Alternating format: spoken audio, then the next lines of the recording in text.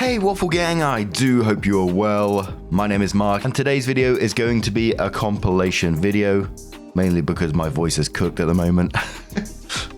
If compilations aren't for you, please feel free to click off of it. You know, I know the compilations aren't for everyone, but a huge thank you for being here today, getting involved in the story. So thank you so much and let's crack on with it. Much love, guys. Today's first story comes from Potential Low 8645 and it says, am I the asshole for giving crappy Christmas gifts and ruining my marriage? Now this one has multiple updates with a new update just recently, so if you do want to skip certain parts of it, please feel free to do so. Timestamps are always down in the description and along the timeline below. Thank you. It says throwaway account for anonymity. I, 31 female, married my soon-to-be ex-husband, male 33, in 2018. My in-laws never liked me and made it clear. Soon-to-be ex insisted that they're just putting up a tough exterior and that they grow to love me. Show how evil they are. One time I joined them for dinner and brought a cake I'd made, because I was always raised to be a gracious guest.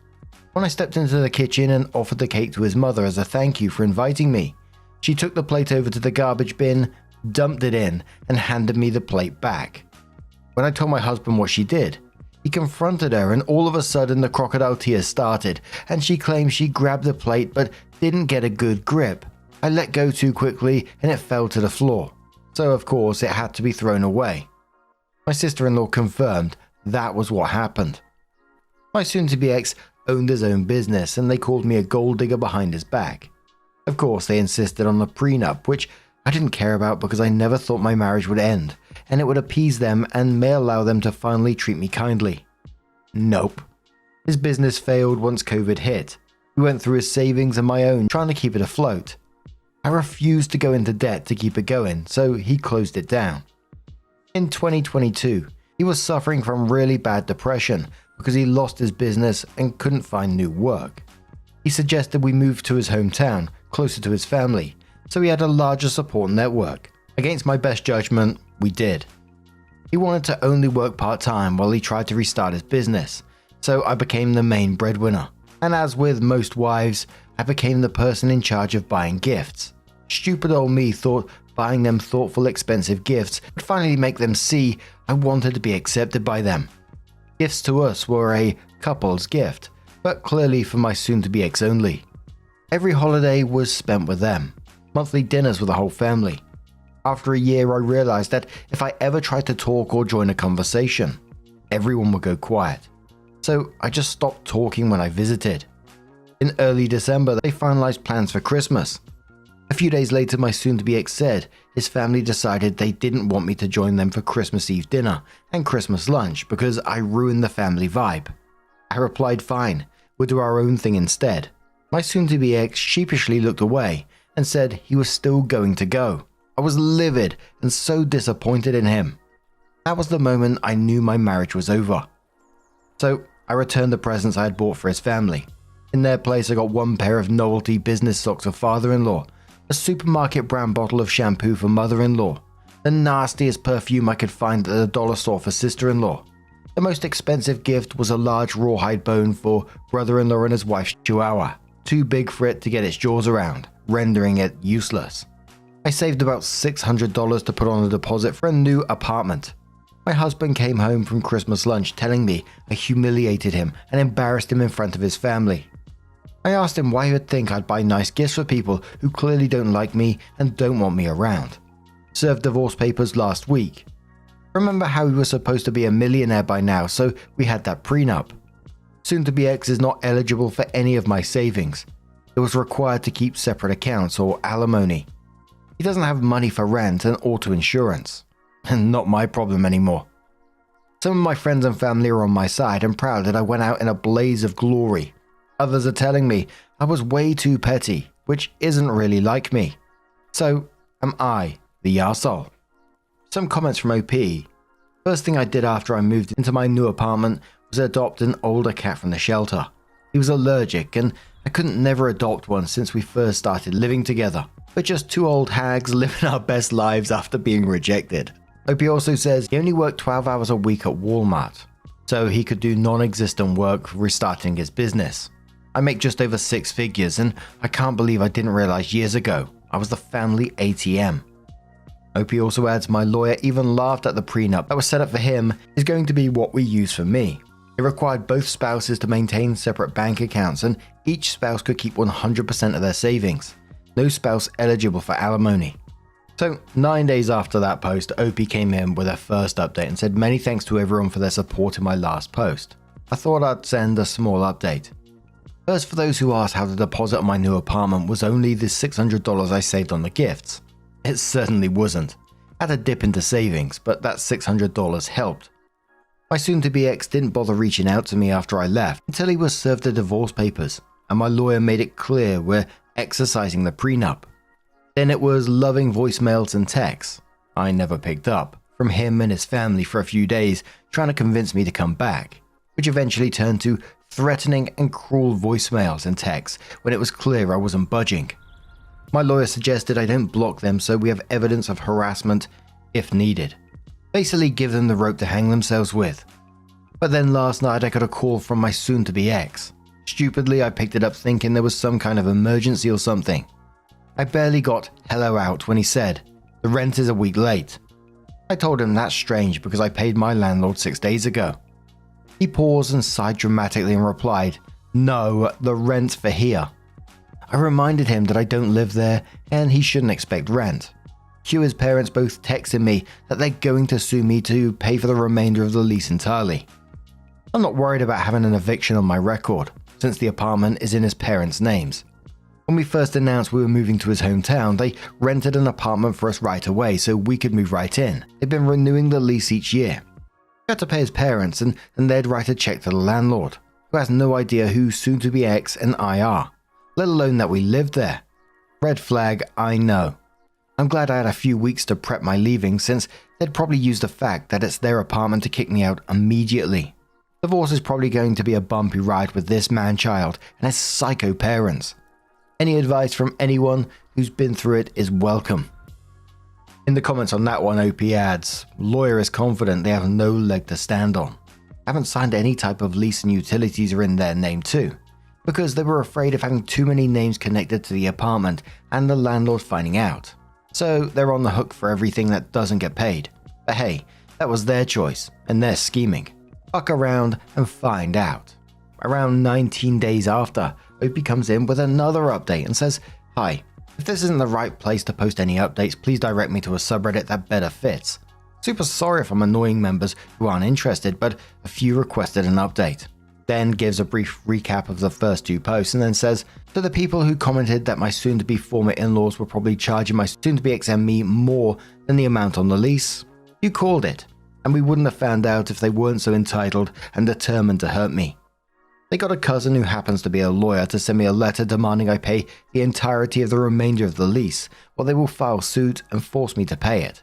Clearly a scare tactic, so my lawyer sent a formal request to their lawyer for a copy of the lease, which I've never seen, and a copy of their written agreement with us as subleasees, which doesn't exist.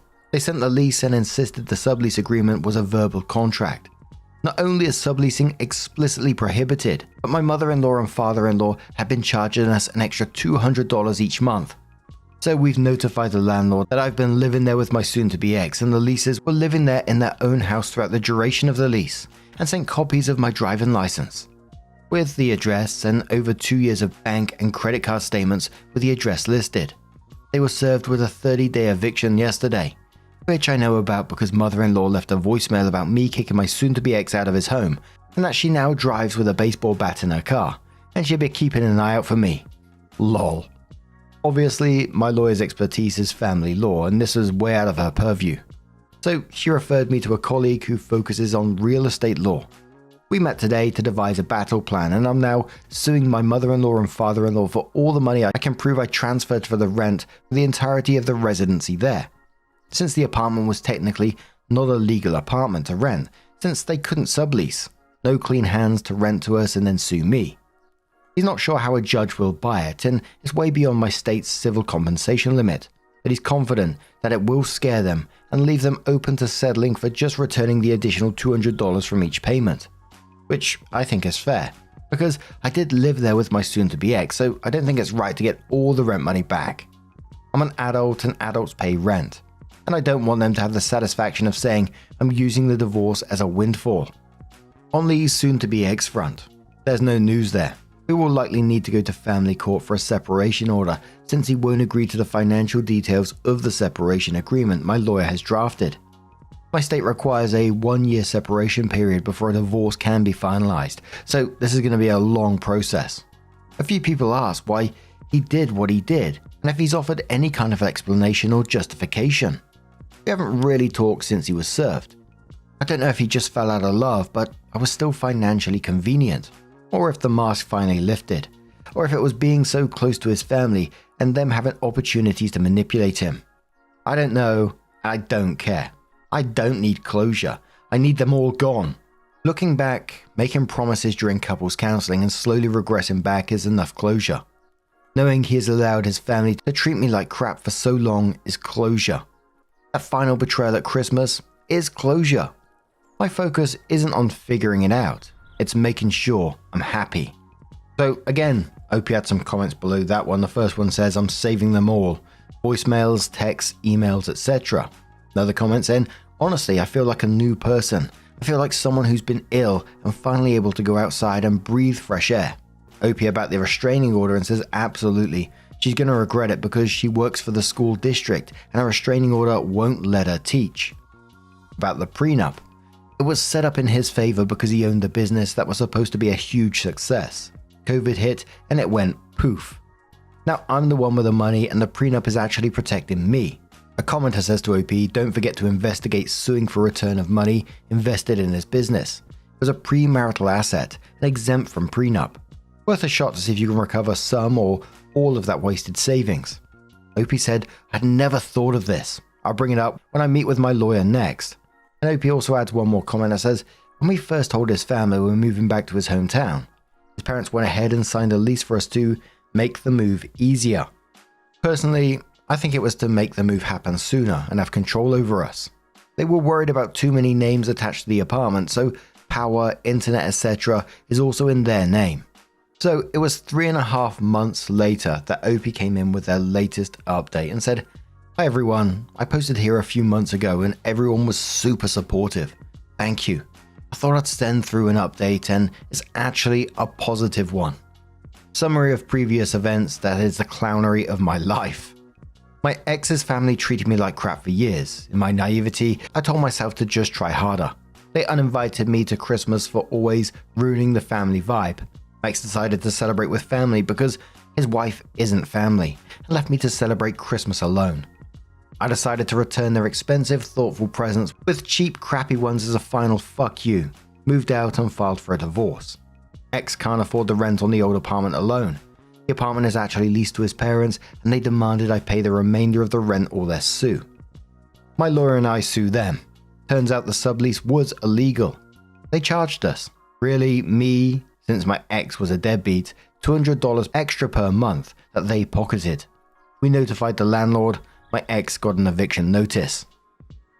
So I had our first, and it turns out only, mediation meeting with the in-laws about the excess rent they were charging me and my ex a few weeks ago. The in-laws tried to claim they charged us extra for their role as property managers of the apartment.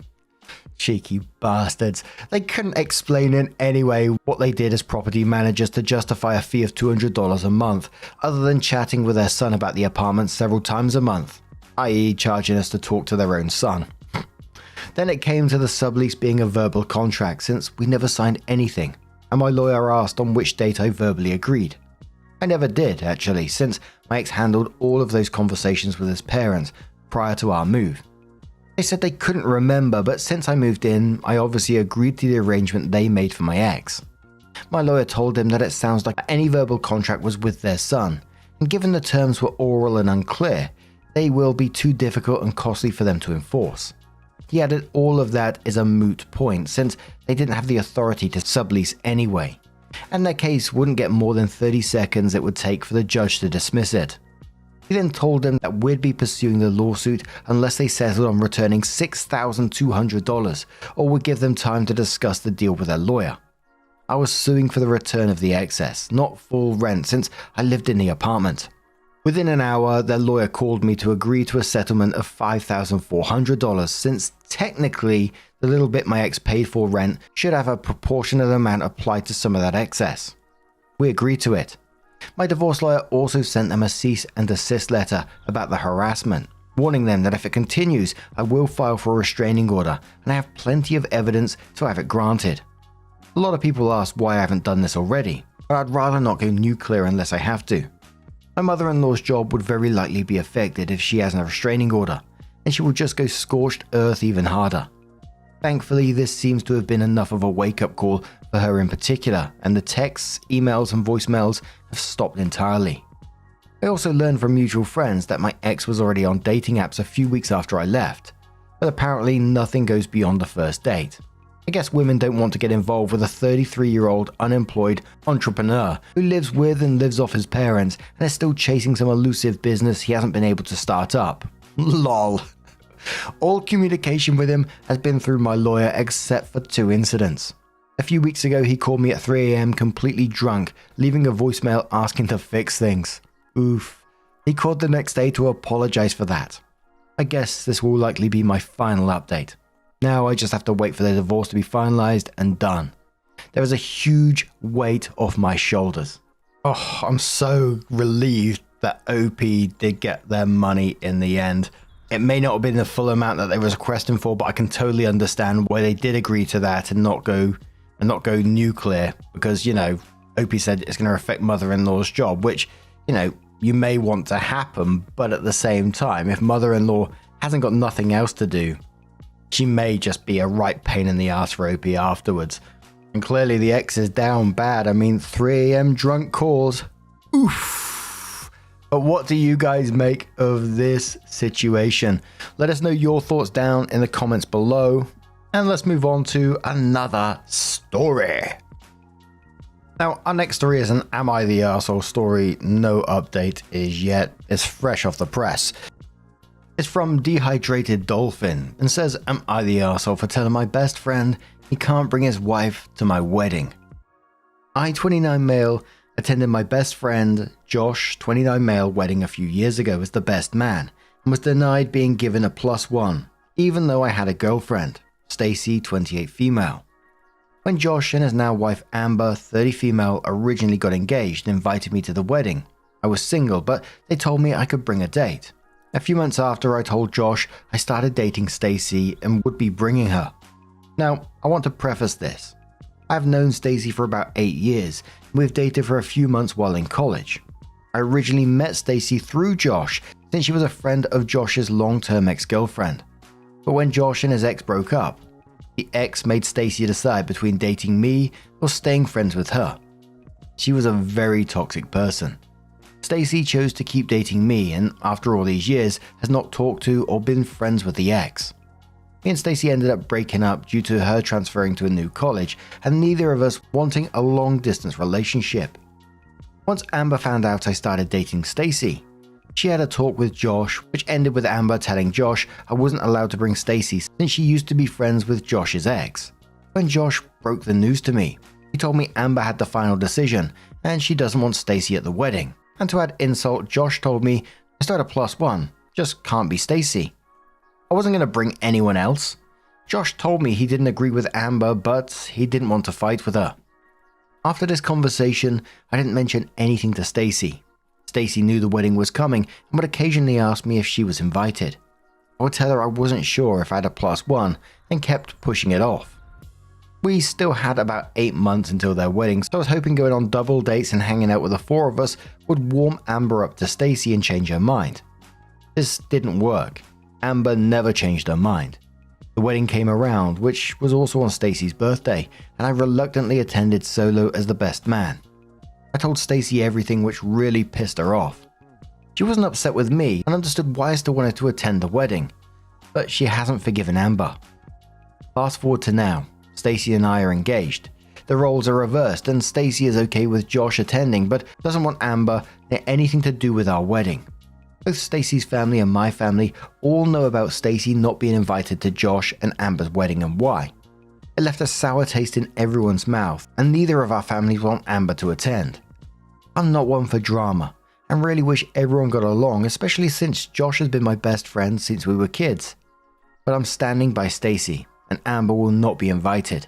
Am I the arsehole? Edit, just want to clarify, when I stated we broke up, that was in reference to when we dated in college for a few months, and I still made plans with Stacy and celebrated her birthday. I think my comment on this one simply is what goes around comes around in this situation. I mean, as simple as that really. But M. Purdy says not the arsehole, fair's fair.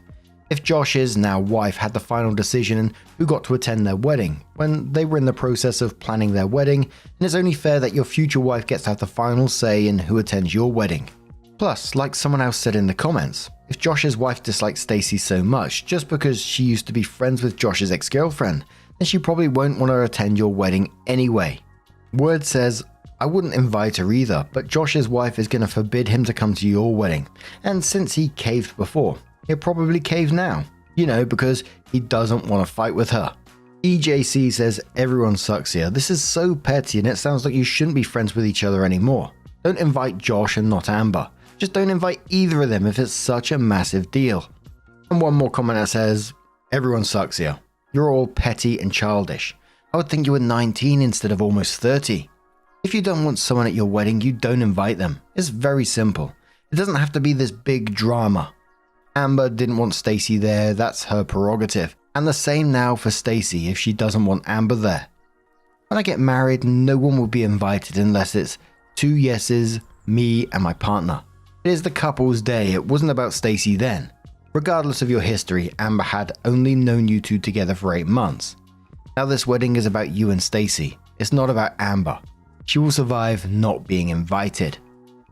But what do you guys make of this situation? What would you do in it? Or maybe you just think this is incredibly petty.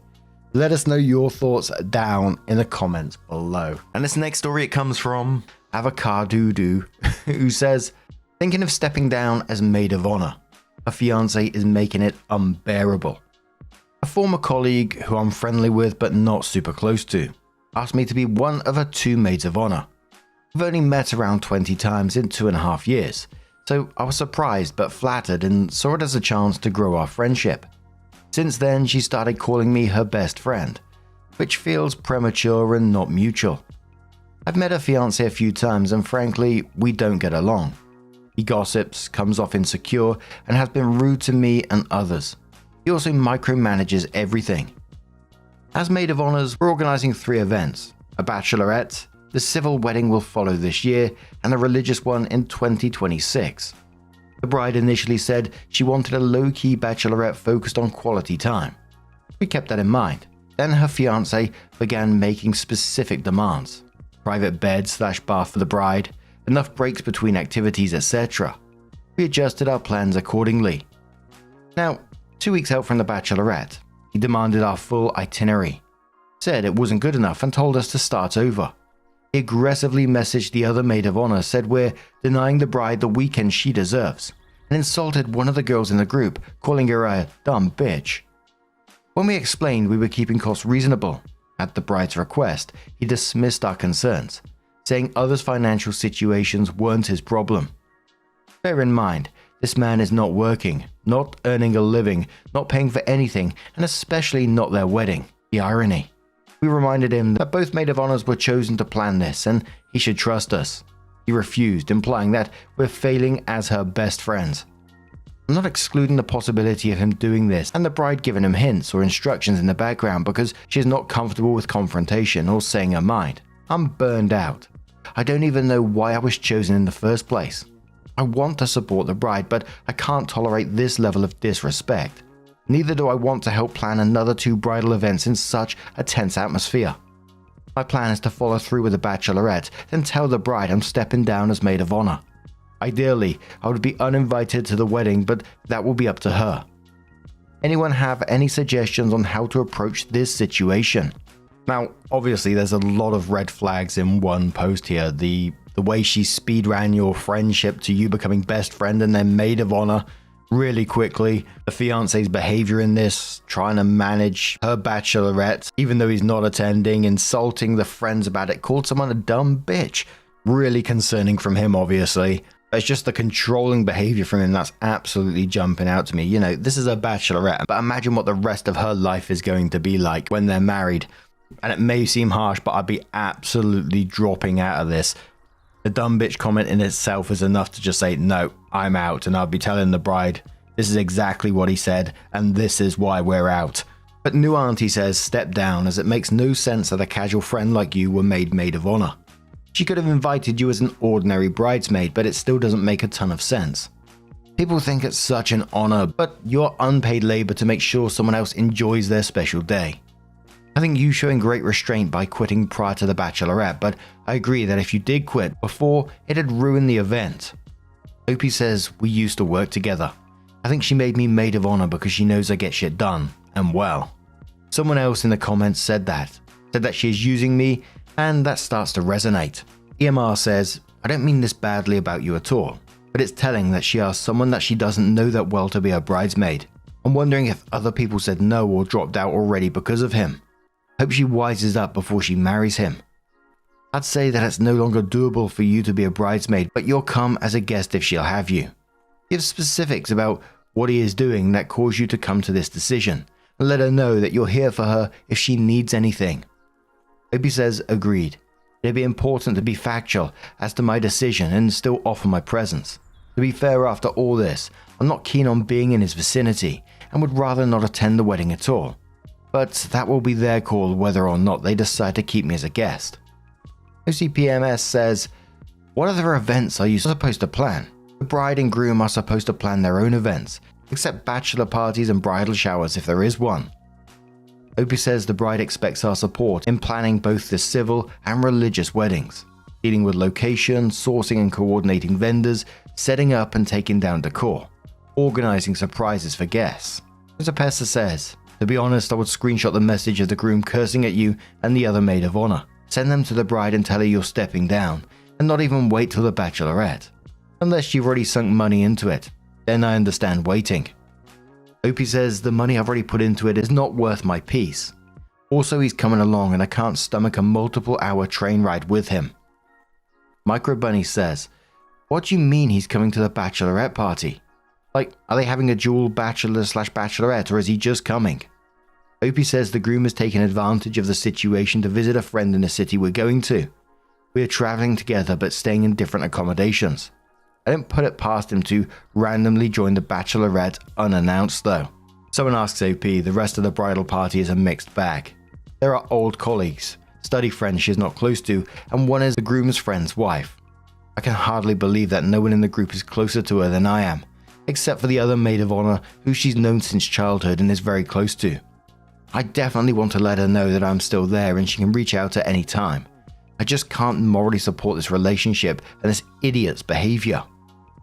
Opie then edits the post and says thanks for all your insights. It was helpful to have my suspicions validated whilst figuring out an exit strategy. It's Monday morning. I've messaged the groom asking him to stop intervening in the planning and to take a step back for the sake of the other maid of honor. I've also messaged the bride asking to meet tomorrow in person. Gee whiz, him actually being in the same town as the bachelorette just seems way too odd for me, and that he's purposely being in the same town and he will bump into them, in my opinion. But Opie does update the post and says, first, thanks for all your feedback which comforted me and gave me the confidence I needed to step down ASAP. The morning after posting, I messaged the groom asking him to take a step back as he made me and the other maid of honor feel uncomfortable. Things escalated. He was being very defensive, listing everything he said/did, pointing to me being in the wrong instead of finding a way forward, and eventually apologized for making me feel uncomfortable. I did not respond to his apology. In parallel, I messaged the bride and we agreed to meet the next day. In the meantime, the groom must have brought it up to the bride as she texted me letting me know she heard things became tense and that we don't all hate each other now. I replied that this is the reason I need to talk to her. The bride and I met up yesterday evening. I told her I was flattered to have been chosen as maid of honor, but in hindsight, I should not have accepted. I explained that the situation blew out of proportions and her fiancé crossed a line. He exhibited controlling behavior and was downright disrespectful. I shared that I can't be in a bridal party if I'm not treated with respect and if I don't morally support the relationship. I told her that this is not a breakup per se. I still want to be friends with her, but she deserves a maid of honor who can fully be there for the two of them. I also mentioned that the ball is now in her court as to how our friendship moves forward, and if she still wants me there at the wedding. Her reaction was so underwhelming. She was smiling through it and saying it's okay. She said that her fiancé talked to her about the situation, mentioning that things escalated. According to her, he was pretty shaken up.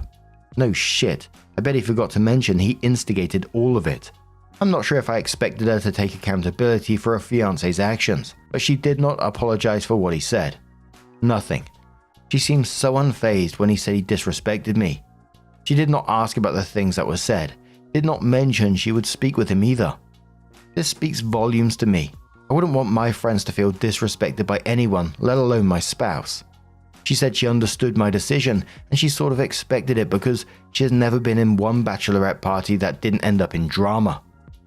In terms of logistics, she had it all figured out. She asked me not to cancel any hotel room because her fiancé will officially be joining the bachelorette party anyway.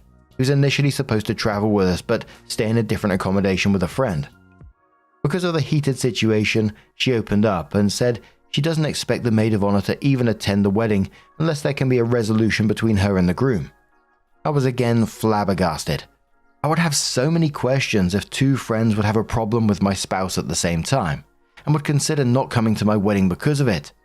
I understand she is marrying this man and decided that her marriage takes precedence over the rest, fair enough, but I would find this suspicious and use it as an opportunity to dig deeper and get to the bottom of the situation. I reiterated that I'm there for her, just not in a maid of honor capacity. We left on good terms, but I wouldn't be surprised if this marks the end of a short-lived friendship. I later called with the other maid of honor to inform her about my decision. Turns out, she has also been thinking of stepping down. It's such a relief to be out of this mess. I'm not great with heavy discussion, so I appreciate every one of you for pushing me to step down and speak to the bride ASAP. Edits. I cancelled the hotel room and let the bride know she would need to book her own rooms. She did not respond, but I later received a notification that her fiancé kicked me and my husband out of the WhatsApp wedding group. That served as a save the date for the civil wedding. I later learned that the bride asked the maid of honor to step down. She was also uninvited to the wedding. Claromancer says, sounds like the bride is too comfortable around drama. She isn't curious about the details of how you were treated and also doesn't seem to grasp the gravity of the situation. If I were in her shoes, I'd be freaking out and apologizing for my fiancé's behavior and reconsidering the relationship. Opie says same. I'd want to know exactly what went on and reevaluate. Either she is complacent with his behavior, either she turns a blind eye because she doesn't want to face reality and jeopardize a relationship. Crazy for Swayze says, have you ever considered she already knows everything and just accepts it as being okay? I agree with everything you said, but all her responses tell me she knows what's going on and just keeps picking him and ignoring the rest. That's at least what it seemed like to me, from what you wrote. Opie says yes, that is certainly likely. Maybe it also makes her feel special that someone is fighting for her, making it look as though he is putting her needs before everything else. And obviously the majority of the comments were saying that Opie is doing the right thing by stepping down in this situation. Some people suspecting that, she's in an abusive relationship and doesn't quite realize it herself yet, but still doesn't blame OP for backing away, looking after themselves in this situation. But what do you guys make of this one? Let us know your thoughts down in the comments below. Let's move on to another story. Now, our next story comes from Carrie Early 1344, and it says, am I the arsehole for refusing to give my former son a second chance? Throwaway account. I, 48 male, found out my ex, 49 female, had cheated on me, and that the two children she had given birth to, 23 female and 21 male, only the girl was mine. I filed for divorce and my ex tried for reconciliation, but I couldn't live with so much doubt. Once we got to court, it was like a switch had flipped and she tried to keep me from the children. It didn't work though. I had really good lawyers. In spite of everything, I was still willing to be a father to Noah, fake name, but my ex can be very manipulative. She told Noah about his real dad and even introduced them. Since then, I became strict fake dad, while he was cool real dad. When Noah was 13, he told me that he no longer wanted to see me, and that he'd tell a judge the same thing if I forced visitation. I asked him why and if I ever made him feel bad. Noah just said he wanted to spend more time with his real dad and didn't like my house rules. I was heartbroken, but I let him go and still made attempts to keep the relationship. I called, texted, sent presents, and even invited him to events. Noah wouldn't respond or pass small messages to his sister. When Noah was 18, he legally changed his surname to his father's and told me there wasn't enough room for me to attend his graduation. After that, I gave up and resolved myself to live life with being a father to my daughter and son, 12 male, via my second wife. Recently, Noah reached out to me and apologized for his past actions and wanted a relationship again. I was surprised and heavily skeptical, and was right to be so. Apparently, Noah's real dad got married and his wife gave him an ultimatum, and he chose her.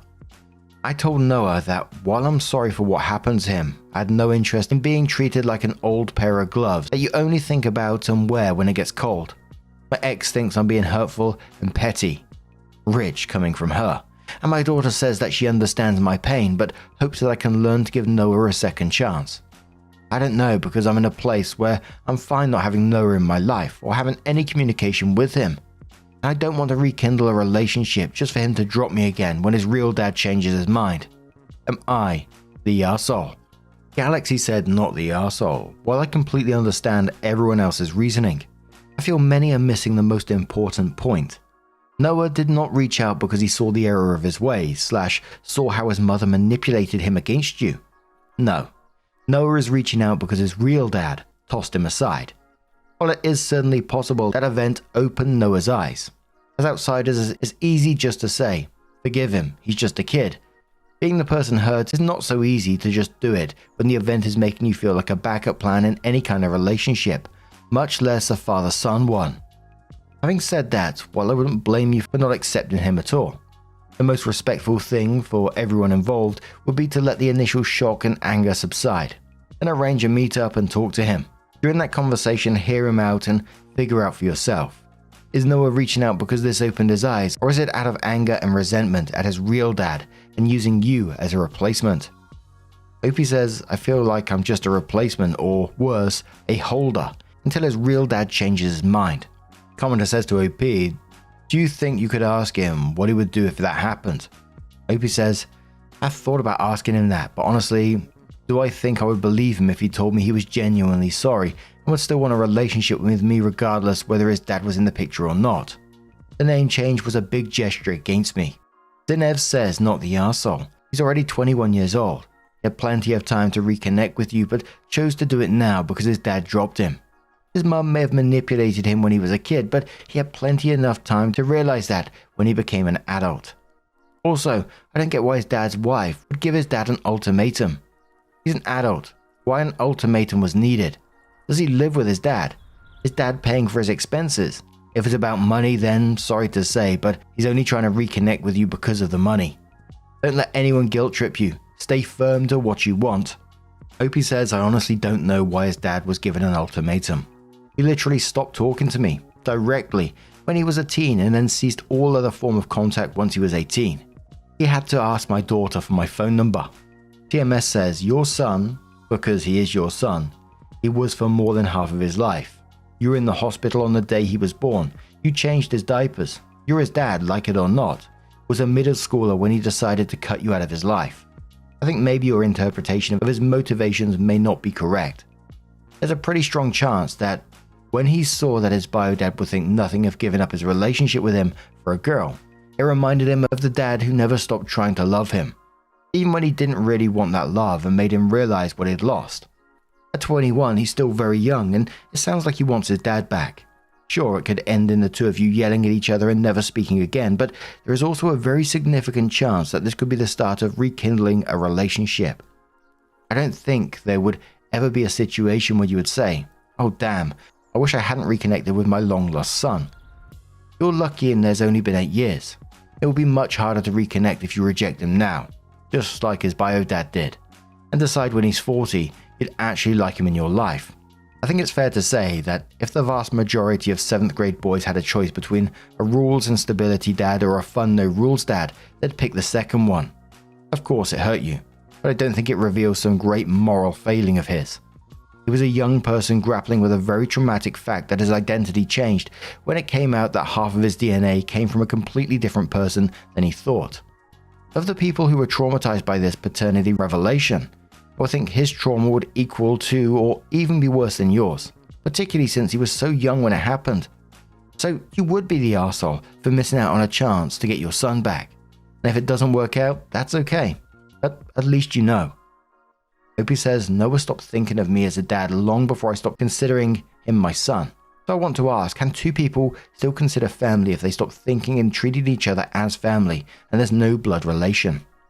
My licorice life replies to that saying, of course they can. People choose their family all the time. My daughter still calls my ex-husband dad, even though he's technically no longer a stepdad. And she has a relationship with her bio dad.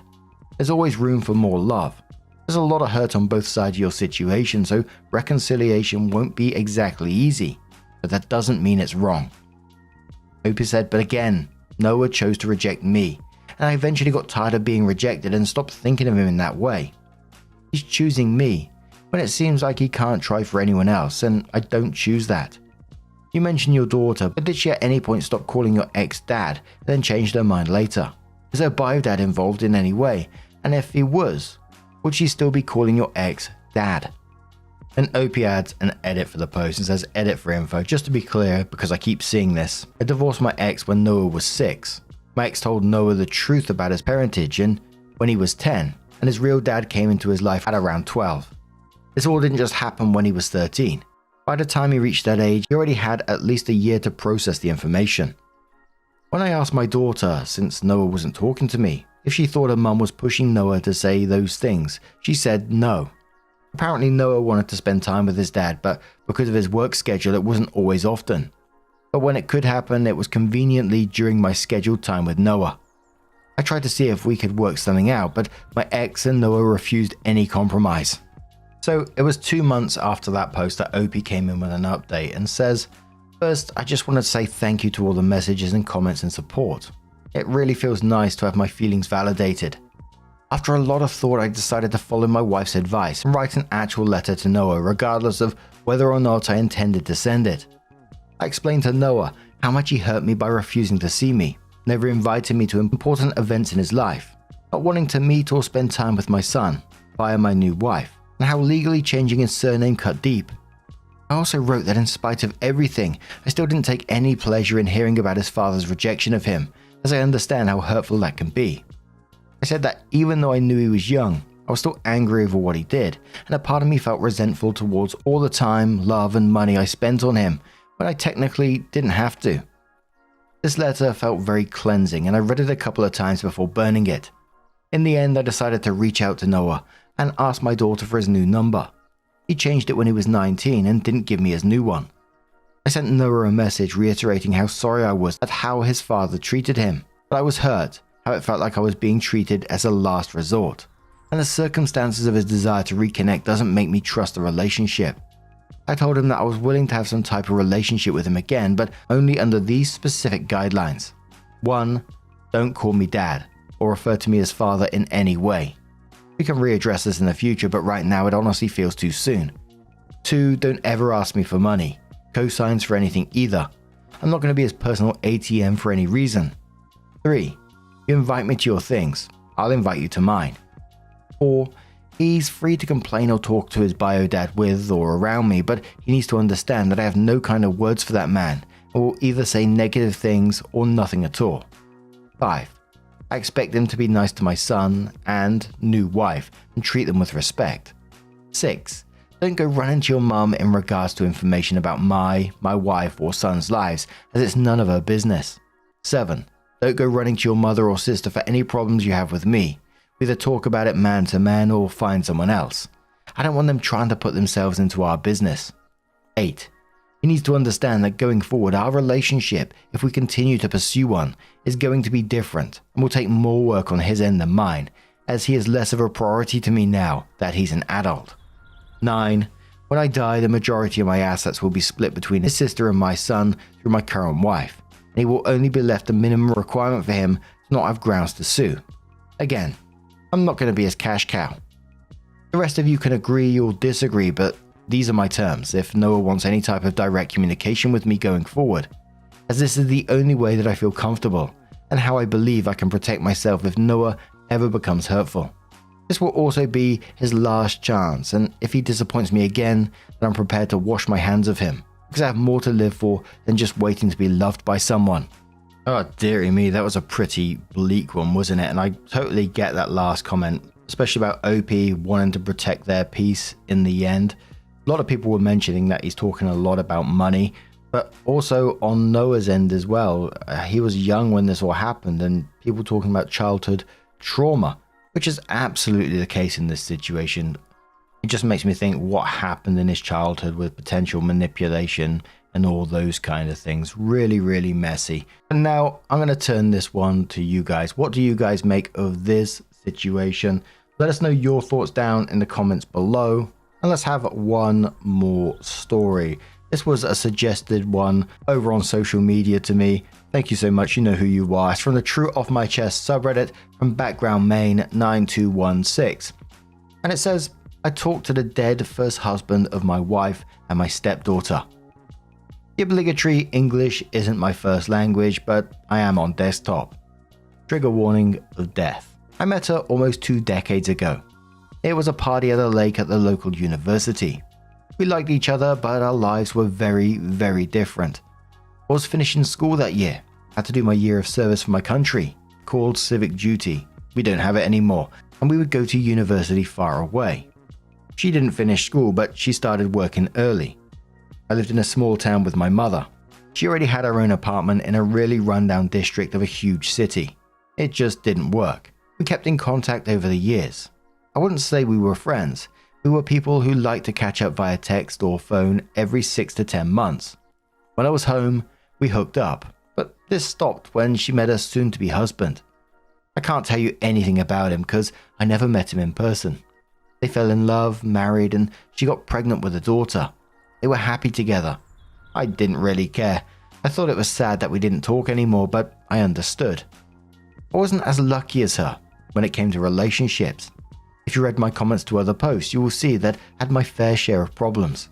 I kind of accepted that I would never have a family, a stable relationship, or at least more than 3 days in a row not being depressed. Let's say alcohol isn't the best idea in such a situation. At least I was high functioning. I did really good in university and started a career. It brought me back in my home region. I hadn't heard from her in several years. What I didn't know? My life was a cakewalk compared to hers at this time. Her husband got killed in a car crash. Some arsehole was DUI.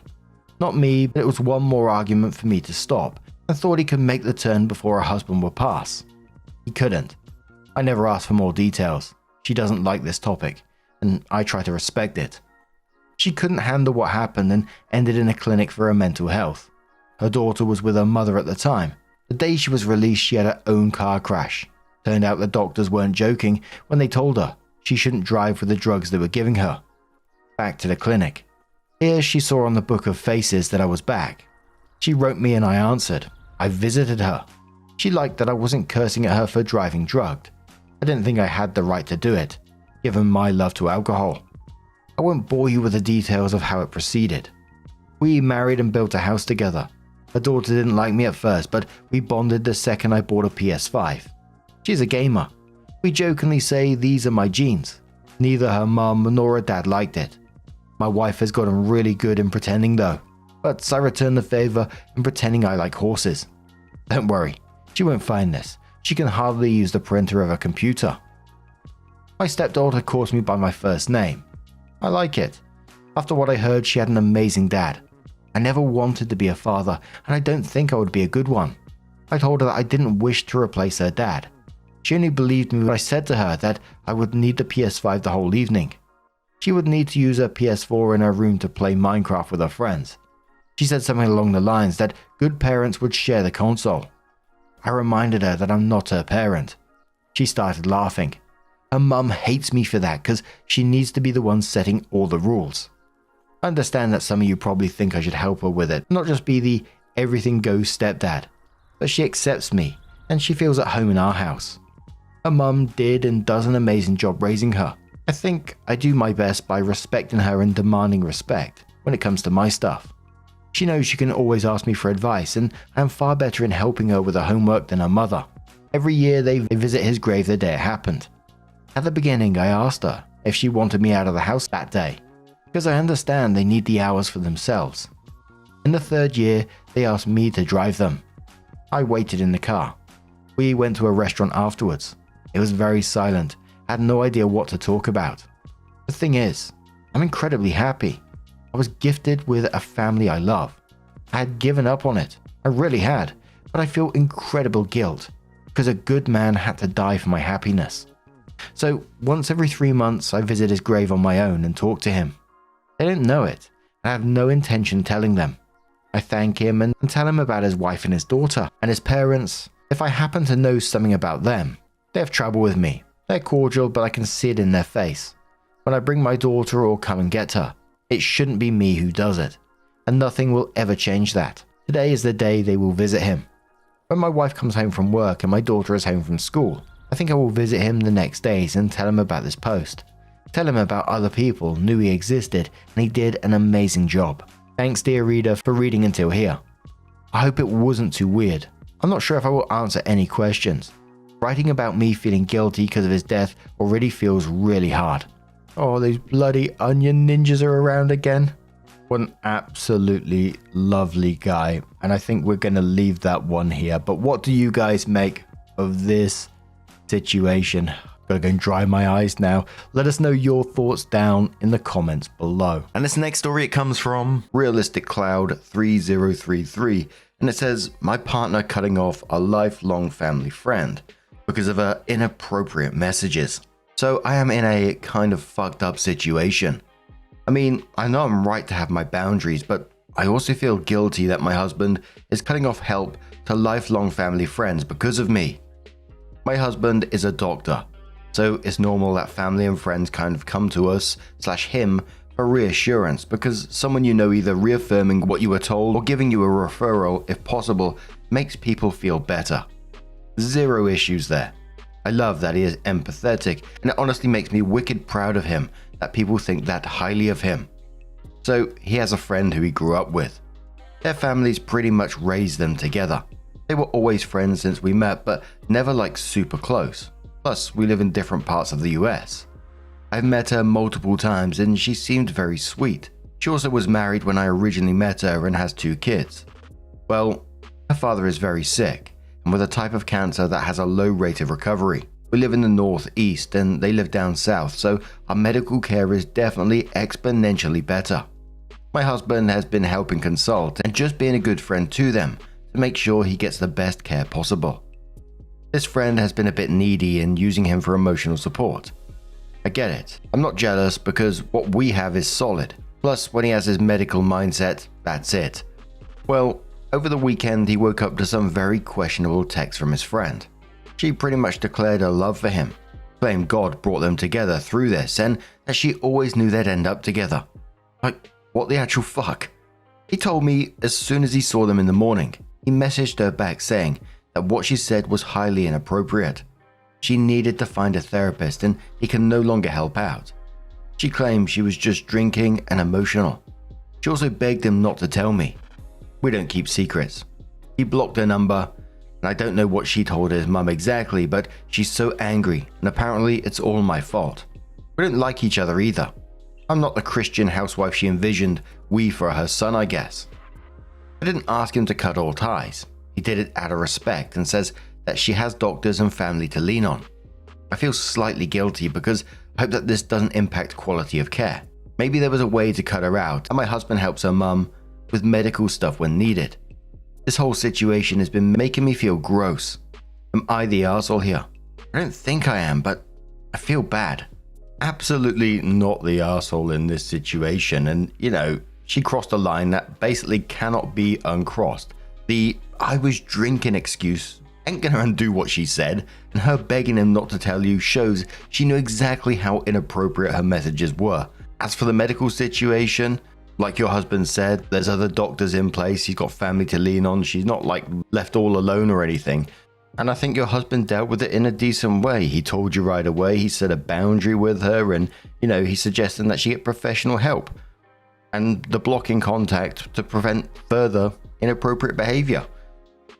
But the top commenter says, not the arsehole. Tell your mother-in-law coveting your neighbor's husband/wife is unchristian, right? Another commenter says, not when mother-in-law sees the prospect of a better daughter-in-law. Sounds like she raised a gem of a man anyway. So you'd think she'd have the sense to be proud of it. Twilight says, not the arsehole, but I bet your mother-in-law has been feeding this woman all kinds of bullshit about you and feeding her ego. Realistic Cloud says, I 100% believe that she is flaming this fire. Another commenter says, your husband's a solid dude. We must protect him at all costs. And OP says, I 100% agree. Honesty and clear communication is a huge thing for us. So shortly after that, OP comes in to update their situation and says, I just wanted to post a quick update on our situation. My husband called his mother to try and set clear boundaries. I'm pretty sure she doesn't believe that boundaries apply to her and set things straight before they escalated more. Well, apparently that crazy train had already left the station. He called her on speakerphone, which he told her while I was in the room. She lost her mind and demanded they have a private conversation because this was a matter between family. He corrected her and let her know I am family. She went on a rant about how I was displaying abusive and controlling behavior. She claimed I was isolating him from family like I did before. We went no contact with her once before because of her bad behavior, and she blames me and I guess had been holding on to that. Like, what the fuck? Had to leave the room then because my anxiety was too much. He's the most calm and level-headed person I know, and he was starting to raise his voice. About 5 minutes later, he came into our bedroom where I was trying not to have an anxiety attack. He told me he let her know how disgusted he was with her behavior and disappointed that she didn't learn her lesson about trying to interfere with our marriage. He also informed her for an indefinite amount of time that he would be taking space from her. He also told her not to try and contact me. I have her silenced already. Oh, one little fact that came out is that his mum and ex have been seeing a lot of each other. His mum has been helping with the kids, while the ex-friend and her mum are dealing with medical stuff for her dad. Just to address a couple of things. Yes, I realize I have an amazing partner. I love this man so much. I regularly tell him and show him how much I love and appreciate him, so don't worry. The reason I thought I might be somewhat in the wrong is because I've battled cancer in my early 20s. During that, I had a boyfriend cheat on me with a good friend of mine because he was overwhelmed, and they tried to gaslight me into thinking it was my fault because of all the stress. I felt so abandoned and hurt, I just didn't want to feel like I was making anyone else feel that bad. I know the situation is very different. I'm a bit of a people pleaser, working on that with my therapist.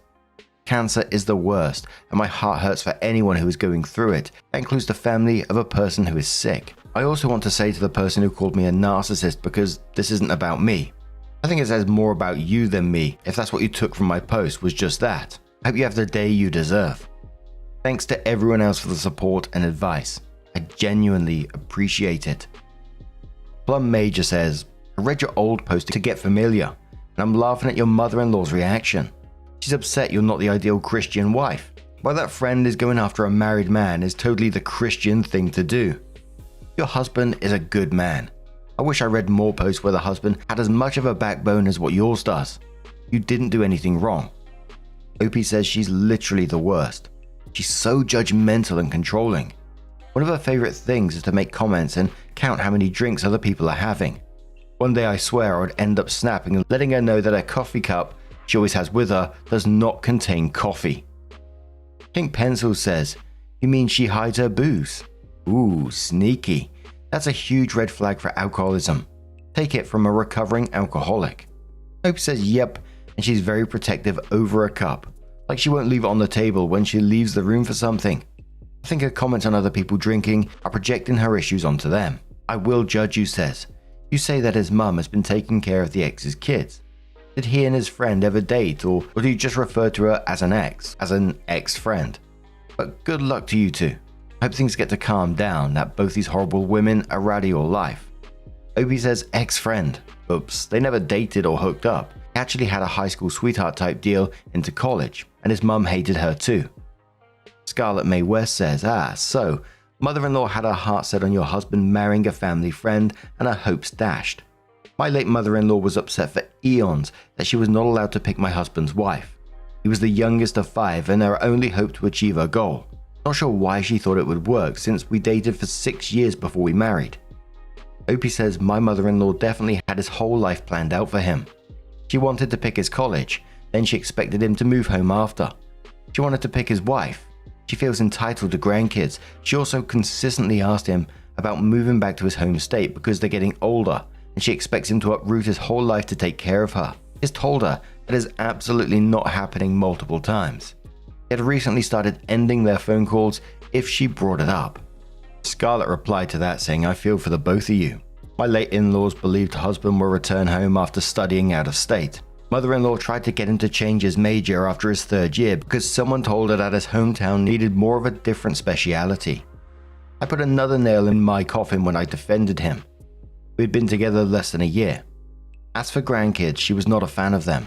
Not sure if it was because grandkids meant her adult children were having sex or because she did not get to pick the other parent. Mother-in-law finally figured out that we would not move back there.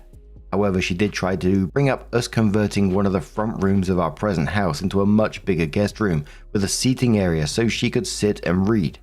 That room only has 2.5 walls and southern sun, so she thought it would be perfect.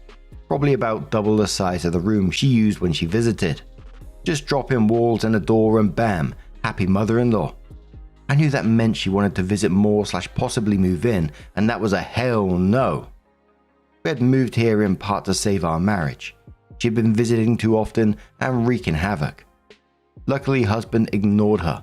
Mother-in-law ended up moving out of state to live with her favorite child, who luckily is unmarried. Wishing you lots of luck. You married her only child, and she is not going to let go. Patty Marvel says, weird question. Is he an only child? This pushy behavior of hers would make an iota of sense if she had no other children to glom onto. Opie says, yep, only child. She apparently had wanted multiple kids but couldn't have any more. So he was a miracle baby. My mother-in-law did not want to adopt. She didn't want to end up with anyone's problem child. So finding out I couldn't have bio kids, I think that was the final nail in my coffin for her. We are happily child-free though. I would have totally been open to adoption if we had wanted kids. And good on them, good on husband in this situation, standing up to mother-in-law and putting her in her place. Do I think that's going to be the end of the mother-in-law? Absolutely not. But it sounds like the couple in this situation have each other's backs and that's all they're going to need going forward. But what do you guys make of this one? Let us know your thoughts down in the comments below. Let's move on to another story. Now our next story is a tree law story. Tree law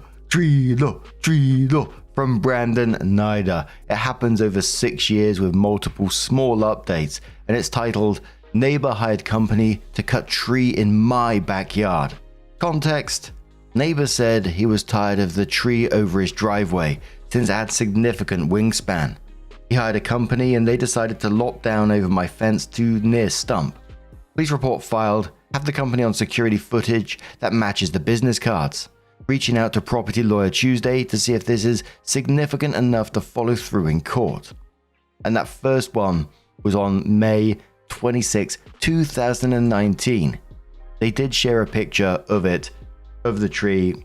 And for the podcast users, all I can explain is that the base of the trunk, it's almost like splits into two, but one half of it is just like completely been lopped down. The other side still stands tall.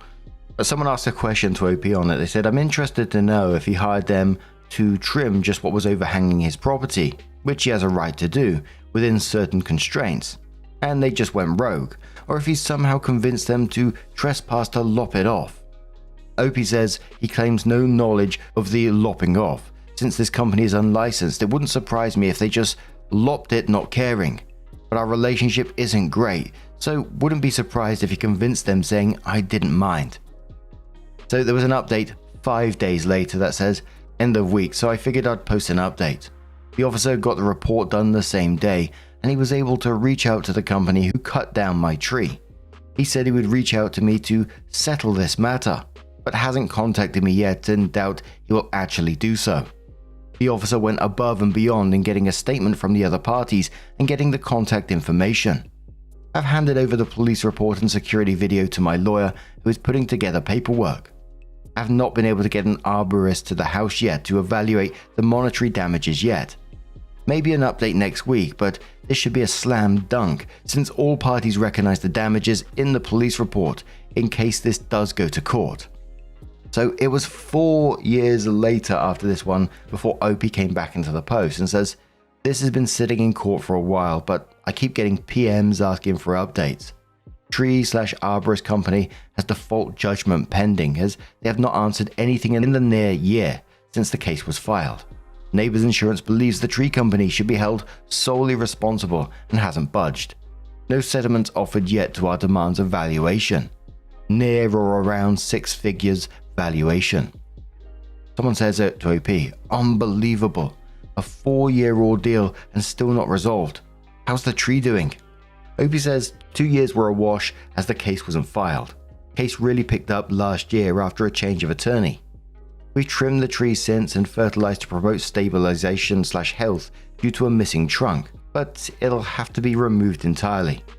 A-Bone replies saying, and quote saying, "No settlements offered yet to demands of our valuation, near or around 6-figure valuation," and says it was one tree, and you are valuing it at up to 100k. Can I ask how you would get to that number? Or being a wise ass, honestly. Opie says the arborist came in at a 30k valuation. Treble damages plus trespassing monetary. A-Bone replies saying, treble damages, the most expensive kind. Thanks and congrats on keeping this. 99% of threads like you started end up where we get no follow-up. Keep the info coming. So, a year and a half later, the OP keeps their word and comes back again and says their insurance had their motion to dismiss denied, so settlement conference happened today. They ignored my lawyer's request to talk prior to get numbers, so the $0 offered from them in front of the judge wasn't a surprise. Our 125k request was 90k treble, 30k valuation from arborist, plus cost to restore the land, and it'd be physically impossible to restore the tree with the development over the past 40 to 50 years. Yeah, we were willing to negotiate. It's a giant game. Conference happened and the judge graciously got us from 0 to 20k and said it's a good deal. I turned it down and I suggested that if this is the carrier's only offer, then we would go to trial as we aren't considering the professional's report and just an image of the stump instead. Some back and forth and nothing really moved, including the defense disagreeing with NYS tree law, is that New York State tree law, that they were entitled to cut the property line regardless if it killed the tree. Judge scheduled another settlement conference for the attorneys but mandated I'm there, which I thought was funny since I had no requirement to be there today. But she was surprised I said no to what was obviously 20k. They were going to offer when the adjuster picked up the phone regardless. One thing I did throw at the carrier after we disagreed with the tree was touching his house was his client, defendant, requested Google Maps block his home, and it's now impossible to verify except through satellite that it was touching his home. It never was. All of this is bogus talk from both parties since it's settlement conference. But to me and my attorney, they're grasping at straws to get the judge on their side. So of course that people were curious and asking questions. Someone said, "Have you checked the county auditor office?" Many now have street level snapshots of each house as well as possibly higher resolution aerial photos. Opie says, "There's other methods like the county aerial maps that show you the tree never touched his property. But I believe the homeowner was just putting his foot in his mouth as he claimed to all parties that I said he can do it with zero proof. The city said he's allowed to trim up the property line regardless of any damage, injury, or death of the tree. No proof, and obviously the city's official opinion is different than on a phone call. He stated the tree was touching his home, which would suggest the tree had a 40-foot wingspan at that point, which maybe I should get the arborist to adjust his numbers if that's the case, because I don't think we went that far and high." Hairy Interaction says, "It sounds like only the other homeowner's insurance company is involved. Did nothing come from the landscaping company being unlicensed? Was there even more details on why they decided to lop it off at the base?" OP says we have a default judgment on them. No response from them since filing. Assets and insurance are questionable, so it might be blood from a stone. I assume their insurance also attempted to see about this, which is why they are hesitating to pay anything either. So it was 5 months after that one, OP came in with their final update and said, even though my last thread had some doubters that the case could take so long, the last update was the homeowner's insurance agreed to $20,000, and I turned it down and requested to go to trial. One Redditor in the previous thread said there is no way this is worth any of it, but well, the homeowners came up to $33,000, and I accepted that and rolled the dice on the tree company. The judgment came out after we did an inquest hearing, and the judge awarded the remaining balance of our damages, $63,000. Then OP supplies the proof, which is a court document showing the $63,000. So yeah, some cases can take long, and to the doubters who think trees aren't worth money, here it is. Edits, lawyer is 1/3 of anything recovered. Lawyer got $11,000 so far. Me, $22,000, insurance check. We do the same split for anything we get from the tree company. And the top comment on all this says, wow, 6 years. Must feel like a relief now. 6 years of dealing with that. I mean, I know it must be in between things here and there, but it's always sort of like in the back of your mind. And I'd hate to have something like that. It would make me anxious having something going on like that in the background all the time. With any sort of court stuff going on, I remember dealing with some of my dad's stuff, and it was just over a year. And that was enough to absolutely exhaust me by the end of it. And I just felt such a relief when it was all over. It just felt like something else. But yeah, we love a tree lore story, don't we? If any of you find any more tree stories, don't forget to put them on r/Mark Narrations. But anyway, what do you guys make of this one? Let us know your thoughts down in the comments below, and let's move on to one more story. Now, our next story comes from the Am I the Arsehole subreddit from Shadow016. Just a quick warning before you get into it, there is no update on this story, so if you do want to skip it, totally up to you. The last story of this video. I know a couple of people have been saying that they don't like the stories without updates, which, you know, I totally understand. I totally get it. Some people say that they do enjoy, you know, a bit of a mix up with different stories. There's a lot of channels that cover pretty much some of the same stories, right? And part of this for me as well, I quite enjoy seeing your comments on the stories without the updates to see what your opinion is on these kind of things. But anyway, this story's called Am I the Arsehole for refusing to let someone check my phone after a co-worker accused me of taking pictures of her. Throwaway account. So this happened at work. I, 18 male, was on my stuff normally, scrolling through my phone and watching YouTube videos when a co-worker, 17 female, suddenly accused me of taking pictures of her. That caught me off guard. I told her I hadn't taken any photos and that I was just watching videos on YouTube. But she didn't believe me and started getting louder and kind of annoying, drawing attention from nearby co-workers. She said if I had nothing to hide, I should just show her my photos. Luckily, the manager was nearby and came over because of the commotion. We both explained our side. The manager said that if I wasn't hiding anything, I could just show the last 2 pictures on my phone to clear it up quickly. But the thing is that I had a lot to hide that I didn't want to show. Nothing illegal, creepy or weird, and definitely nothing involving her. But still private stuff I didn't want anyone else seeing, so I refused. I told the manager I was willing to prove my innocence in other ways, but I didn't want to compromise my privacy. As a good faith gesture, I showed my phone's battery usage stats, which clearly showed I hadn't used a camera app recently. Also suggested to check the security footage. After reviewing the footage, it showed my phone was pointed at the ground the entire time, and the angle wouldn't have allowed me to take a picture of her, so I was cleared. Even so, a few of my co-workers told me I should have just shown the photos because she had the right to know if she was harassed. I told them that the evidence proved my innocence and there was absolutely no need to show anything, especially not to her, someone who I've never trusted. So, am I the arsehole? Caramel says to this, not the arsehole. Everyone thinks they're a main character these days. When I worked in retail, me and this lady crossed paths. I was looking downwards and then shifted my glasses and kept walking. Then I heard her scream, "You just looked through my purse!" Which I obviously didn't, and I told her I adjusted my glasses and looked at her like she was crazy. She was/is. The cameras were a perfect solution in this context, as it wouldn't assume guilt on anyone's end. Commenter says not the arsehole and quotes, if you have nothing to hide, just show me your phone, and says, is the rally cry of people who don't understand privacy or boundaries. You're not TSA, Susan. My phone isn't public property just because you feel entitled. Accusations don't override rights. She needs to chill. Candyland says not the arsehole. If she wanted to make allegations, then the onus is on her to prove it. The manager was out of line suggesting that you had to defend yourself simply because she made a baseless claim. If she had suggested that you touched her inappropriately, would that set off an investigation?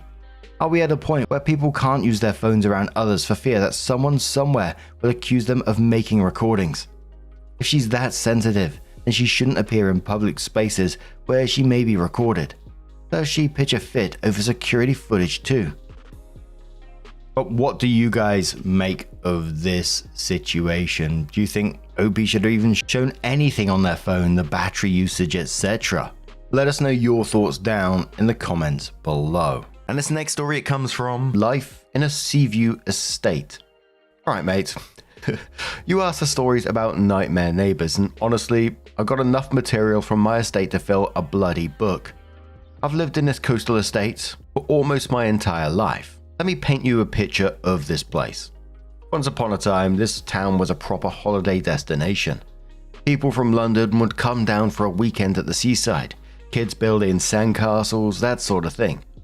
Then the fishing industry collapsed in the 80s. The big factories shut down in the 90s, and now we're what the council calls an economically challenged coastal community. What that really means is we've been left to rot while they build fancy new developments in the next town over. Most of the houses in our estate were originally holiday chalets, never meant for year-round living, but here we are.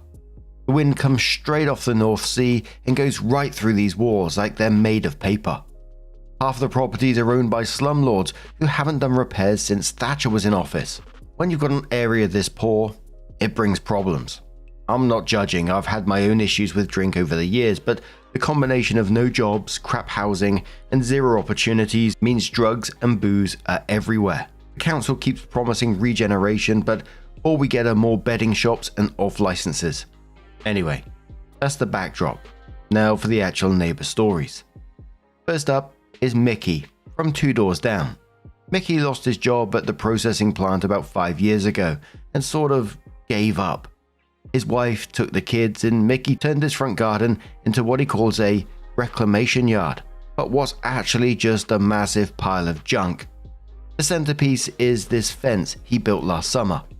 The council had given him a warning about the state of his garden, so Mickey decided he needed to tidy up by building a fence around his junk so no one could see it. But instead of buying actual fencing, he spent 3 weeks collecting discarded pallets from behind the industrial estate.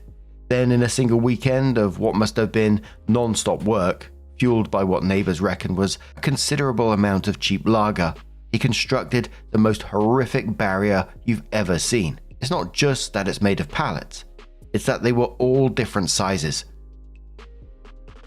Some still have shipping labels on them, and he's secured them together with a combination of rusty nails, bits of wire, and what appears to be old belts. The whole thing leans at a precarious angle, and whenever we get a proper storm, which is about twice a month, sections of it blow down and scatter across the street. But Mickey just goes out the next day, collects the pieces, and puts it back up exactly the same way. The council's been out 3 times to tell him it's a hazard, but they never actually do anything about it. Mickey now sits in the front room watching through the window, and if he sees anyone from the council approaching, he simply doesn't answer the door. Then there's the situation with the Thompsons' place next door to me. The Thompsons moved to Spain 2 years ago, but they couldn't sell their house in this market, so it sat empty for months.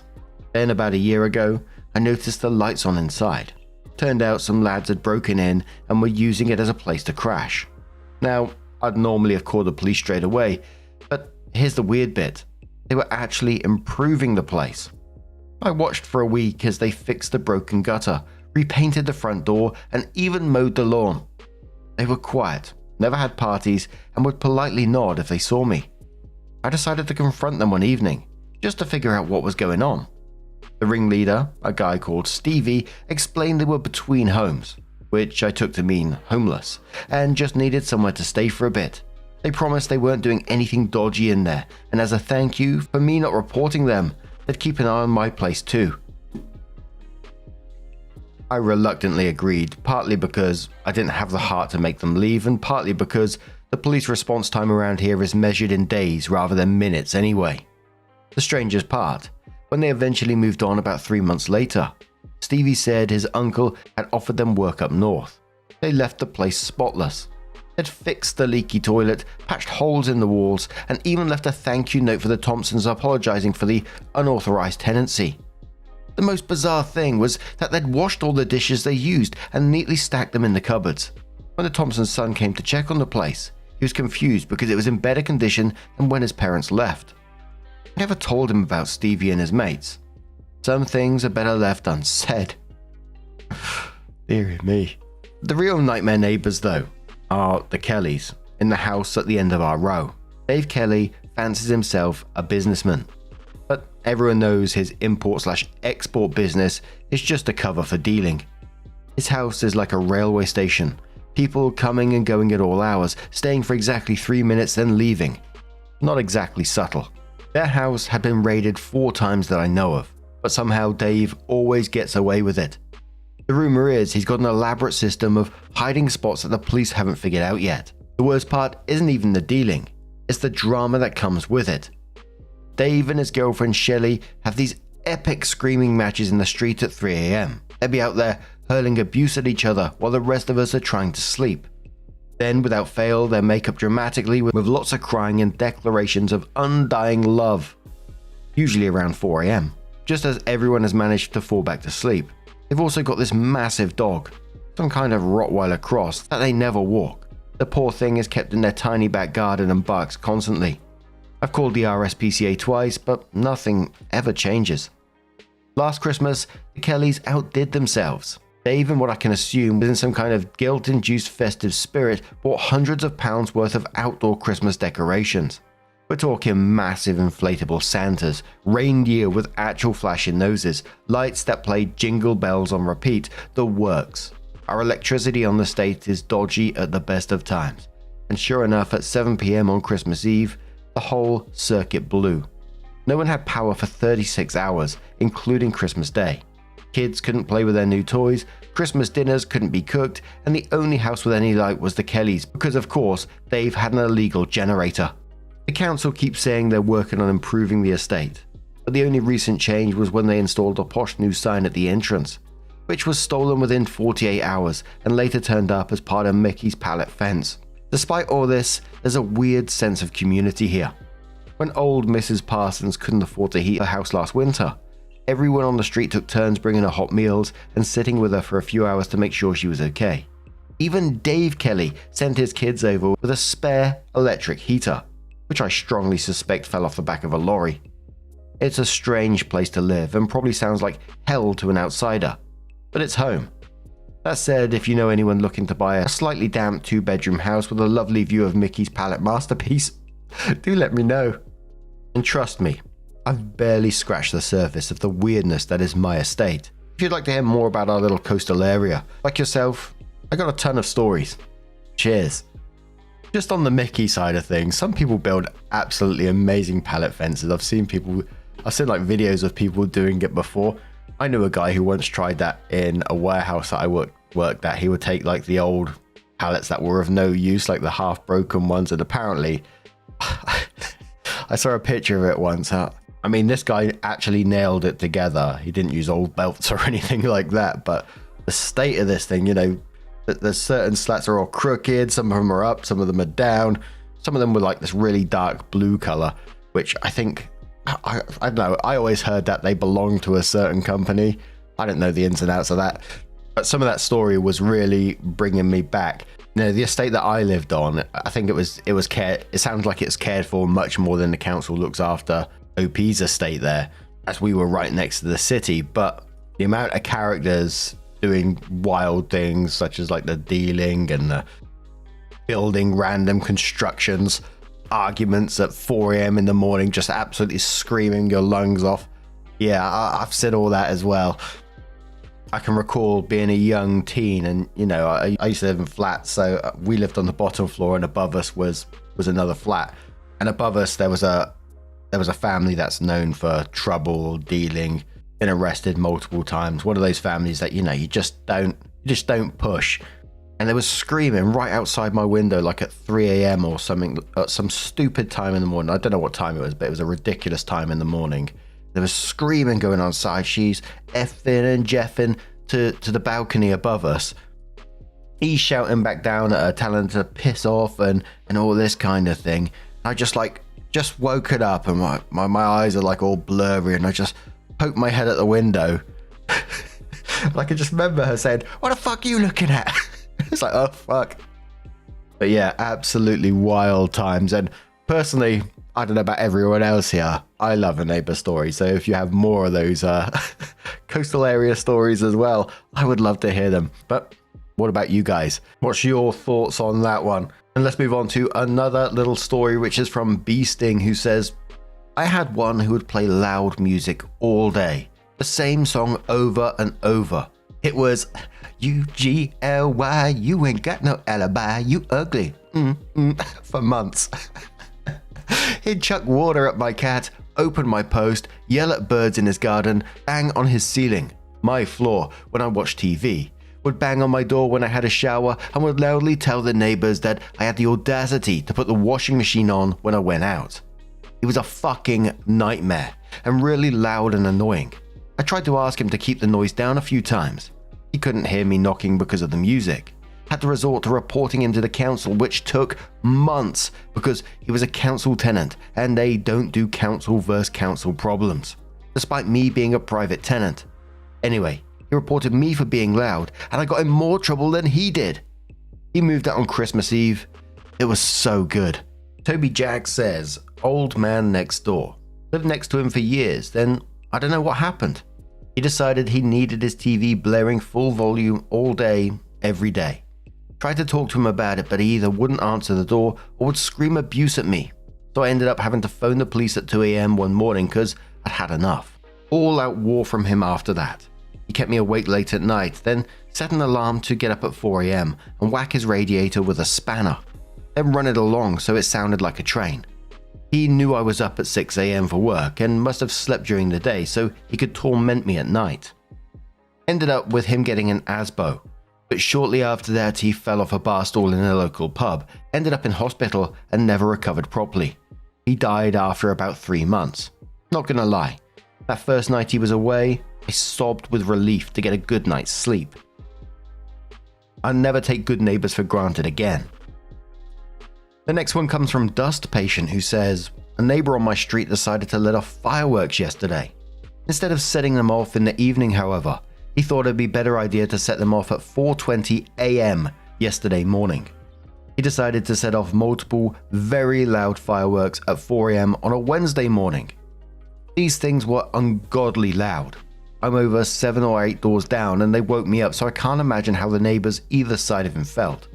The guy was drunker than a bridesmaid on a hen party, singing and laughing loudly to himself in between lighting over a dozen fireworks, one after the other. Someone must have called the police on him because by the time I was leaving for work at 7, there was a police car outside his house. I later found out that when the police had arrived for the noise disturbance, he got louder, aggressive, and refused to stop lighting more fireworks and was arrested. It got me thinking. I'm generally very lucky to have lovely neighbors flanking my house, even with a colourful character a couple of doors down. But I'm curious about the rest of the UK. Another one says, walking home from work to my pregnant wife, I saw blood running down the street. Got to my apartment block and there was blood running down the steps. Going up the steps, I saw there was blood all over the walls. Got to my front door and it was splattered with blood. It was even on the ceiling. I tried to open the door, but it was locked from the inside. Suddenly, the letterbox popped open, and there was a pair of eyes looking up at me. The door flew open, I was grabbed and pulled inside, and the door quickly shut and locked behind me. My wife was standing in front of me looking terrified. She tells me that the guy next door we had never met was running a security business from the apartment. That day, he fired one of his employees who went home and then came back to knife his ex-boss. I don't know if he survived, but we moved right after that. And there was a little confusion in the comments below this one about whose eyes was looking through the letterbox, which I'm not sure if you have them in the US. You have mailboxes, don't you? I'm not sure if you have letterboxes, but it's basically a flap in the door that you can post mail through. OP confirmed it was his wife's eyes that were looking through the letterbox, not the guy. The guy didn't get into the apartment and pull OP in. It was the wife. But what an absolutely terrifying situation to return to. But Irony Lace says, I lived in a townhouse style apartment before I got married. It was me and my roommate upstairs and a guy and a roommate downstairs. One of the guys had a girlfriend and a baby that was over all the time and eventually moved in, along with one of those little terrier dogs which weren't allowed to have. Cute dog, but it would poop all over the common entrance that we shared and didn't pick it up. Eventually the roommate moved out and it was just a couple, the dog and the baby. The walls were really thin and we could hear the couple screaming at each other and the baby wailing most nights. She didn't work and was there all day. So if a door accidentally slammed or you walked down the stairs too heavily, she would come out and yell that you were going to wake up the baby. The Saturday we moved out, we bumped the wall trying to carry the couch out to the truck, and she came out and screamed at all of us. We also had assigned parking, and she liked to park in our spots. It was a nice apartment, but I was glad to get out mostly due to them. I felt bad for the guy. He'd always been pleasant and seemed really embarrassed by her behavior. Mullenberry says, my parents' next door neighbors are terrible, the wife in particular. When their kids were in school, the mother would sit in the driveway at 6:30 a.m. and honk the horn until they came outside to leave for school. One day my mum asked if they could refrain from doing that. Oh hell no they can't! Honking continues, then everyone in the house decides to honk several times every time they pull out the driveway, just to be pricks. They still continue to do this years later. They accuse my mum of having a garden on their property. My parents have lived there for 25 years. Garden has been there for 25 years. They call a land surveyor who laid out the edges of their property. Sure enough, garden is 4 inches over the line. This lady goes nuts, spray paints a huge neon orange line between the yards, digs up the garden, puts a tiny fence in it, then starts storing their trash bins on the area. In the back corner of the yard. Super inconvenient if you ask me. Keep in mind, this is a neighborhood with a civic association. You're not allowed to even put up a fence without voted on permission. She accused my parents of putting dog shit in their yard. My parents don't have a dog, but this family has 3 wiener dogs that don't get walked. She stomps over to my parents' house and starts screaming. My dad dealt with her. He said she was screaming nonsense and seemed super paranoid, that my mum was plotting against them and sabotaging their house. The whole thing is weird. Don't be that guy says, my neighbor at my parents had OCD for sure. He would mow and leaf blow his yard every day. Every single day. If it rained the second it stopped, he would go out there and mow and leaf blow. He would leaf blow his roof. Then he would leaf blow his cars. Then wash his cars. Every day. He either had OCD or hated his wife. He never talked or waved to anyone either. Strange dude. The neighborhood kids did superglue a leaf to his driveway. I wish I was there to see his reaction. Edit, just to add a bit to clarify. It wasn't like this guy was obsessed with his lawn. In fact, it really wasn't all that nice. He would actually mow it every day. I've seen people always outside gardening and shit, but he just mowed and leaf blew every day. There had been the days where the blade of the lawnmower didn't even touch the grass. He would leaf blow the yard despite nothing being on the lawn. It would seriously have been faster for him to just walk over and grab the 4 or 5 leaves that would be on his yard on a given day. My family just always dealt with it. It's his yard, he has a right to do whatever he wanted on it, but my god, the sound of his leaf blower would just drone on forever. My next door neighbor blew a gasket on Sunday morning and walked over and yelled at him one day. He stopped and did his daily blow and mow in the afternoon. And Bruce says, God damn it, my eyes lit up when I saw this one, but there were already 1,100 comments. Anyway, me and some roommates had a neighbor, an old lady and her son, who was in his 40s probably. Honestly, we never did anything that we know of to initially get on their bad side. We'd always be sitting on our front porch drinking beers, and when the son would come home from work, he'd always do the same thing. He wouldn't look at us, he'd just say stuff in this creepy grumbling voice like, I'm gonna cut your dicks off. I'm gonna run you over with my car. This was just as he was walking into his house, and he'd always quickly shut the door. He called the cops on our dog for being out in the yard. Dog at large. at least 6 times. His mom was once raking leaves in her yard. She raked them into a giant pile next to the fence, then picked them up and threw them over the fence into our yard. Seriously, the same amount of effort would have put the leaves into a bag. But here comes the coup de grace. They were having a yard sale, so we thought we'd fuck with them, thinking they'd behave themselves with customers around. We sat on our porch and just watched all day. The son was getting really aggravated. He would periodically say stuff like, "What are you dipshits looking at?" To which we'd say stuff like, "What are you going to tell your mum on us?" Admittedly childish, but we were sick of this dude. Sick of hearing his shit. Sick of dealing with the cops every other week. A few hours go by, he pulls out a gun and points it at us. My buddy closest to the door ducks inside and calls the cops. Me and my other roommate are on the verge of shitting our pants, totally frozen. The 2 or 3 older ladies browsing their shitty wares are totally shocked, speechless, and petrified. He's yelling a bunch of shit I don't remember. He goes back inside in a huff. We run into the house, lock the doors, and wait for the cops. He got arrested, never saw him again. Moved the fuck out of that neighborhood ASAP. Oh my word, that could have gone so much worse. I mean, I guess the real warning was there when he's mumbling about cutting your dick off. But Local comes in with a story and says, "I remember little about direct confrontations with this lady, but my parents had a few stories to tell. There was a neighbor that everyone referred to as Betty the bitch. She would do all sorts of shit to anyone that lived near her. She once called the cops on a guy for warming up his truck in the dead of the Wisconsin winter. He was disturbing the peace. She'd fly off the handle if she ever heard anyone use profanity. Did you leave your dog out for an hour so it can enjoy the sun? Prepare for cops to come over for the dog that's been barking non-stop for 6 hours and being neglected. Her children were not allowed to interact with those people, being anyone in the neighborhood. And then the doozy. I was maybe 5 or 6 at the time. I was having fun riding my bike up and down the street, as young children want to do. Turns out her kids were drawing with chalk all over the road. Massive span-the-width doodles. I rode my bike over their artwork and she flipped her shit, ran from her porch over to me and knocked me off my bike. She was screaming insults at me for ruining her children's work.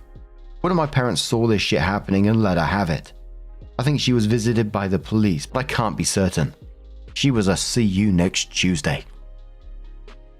And I always think, after a Nightmare Neighbor video, about how many situations go on every single day across the world with neighbor drama like this. And then it always brings me back to my youth, and I think about all the people that I met that I was younger, all the different characters that were around the area that I lived, and you know, each individual there was an archive of stories themselves.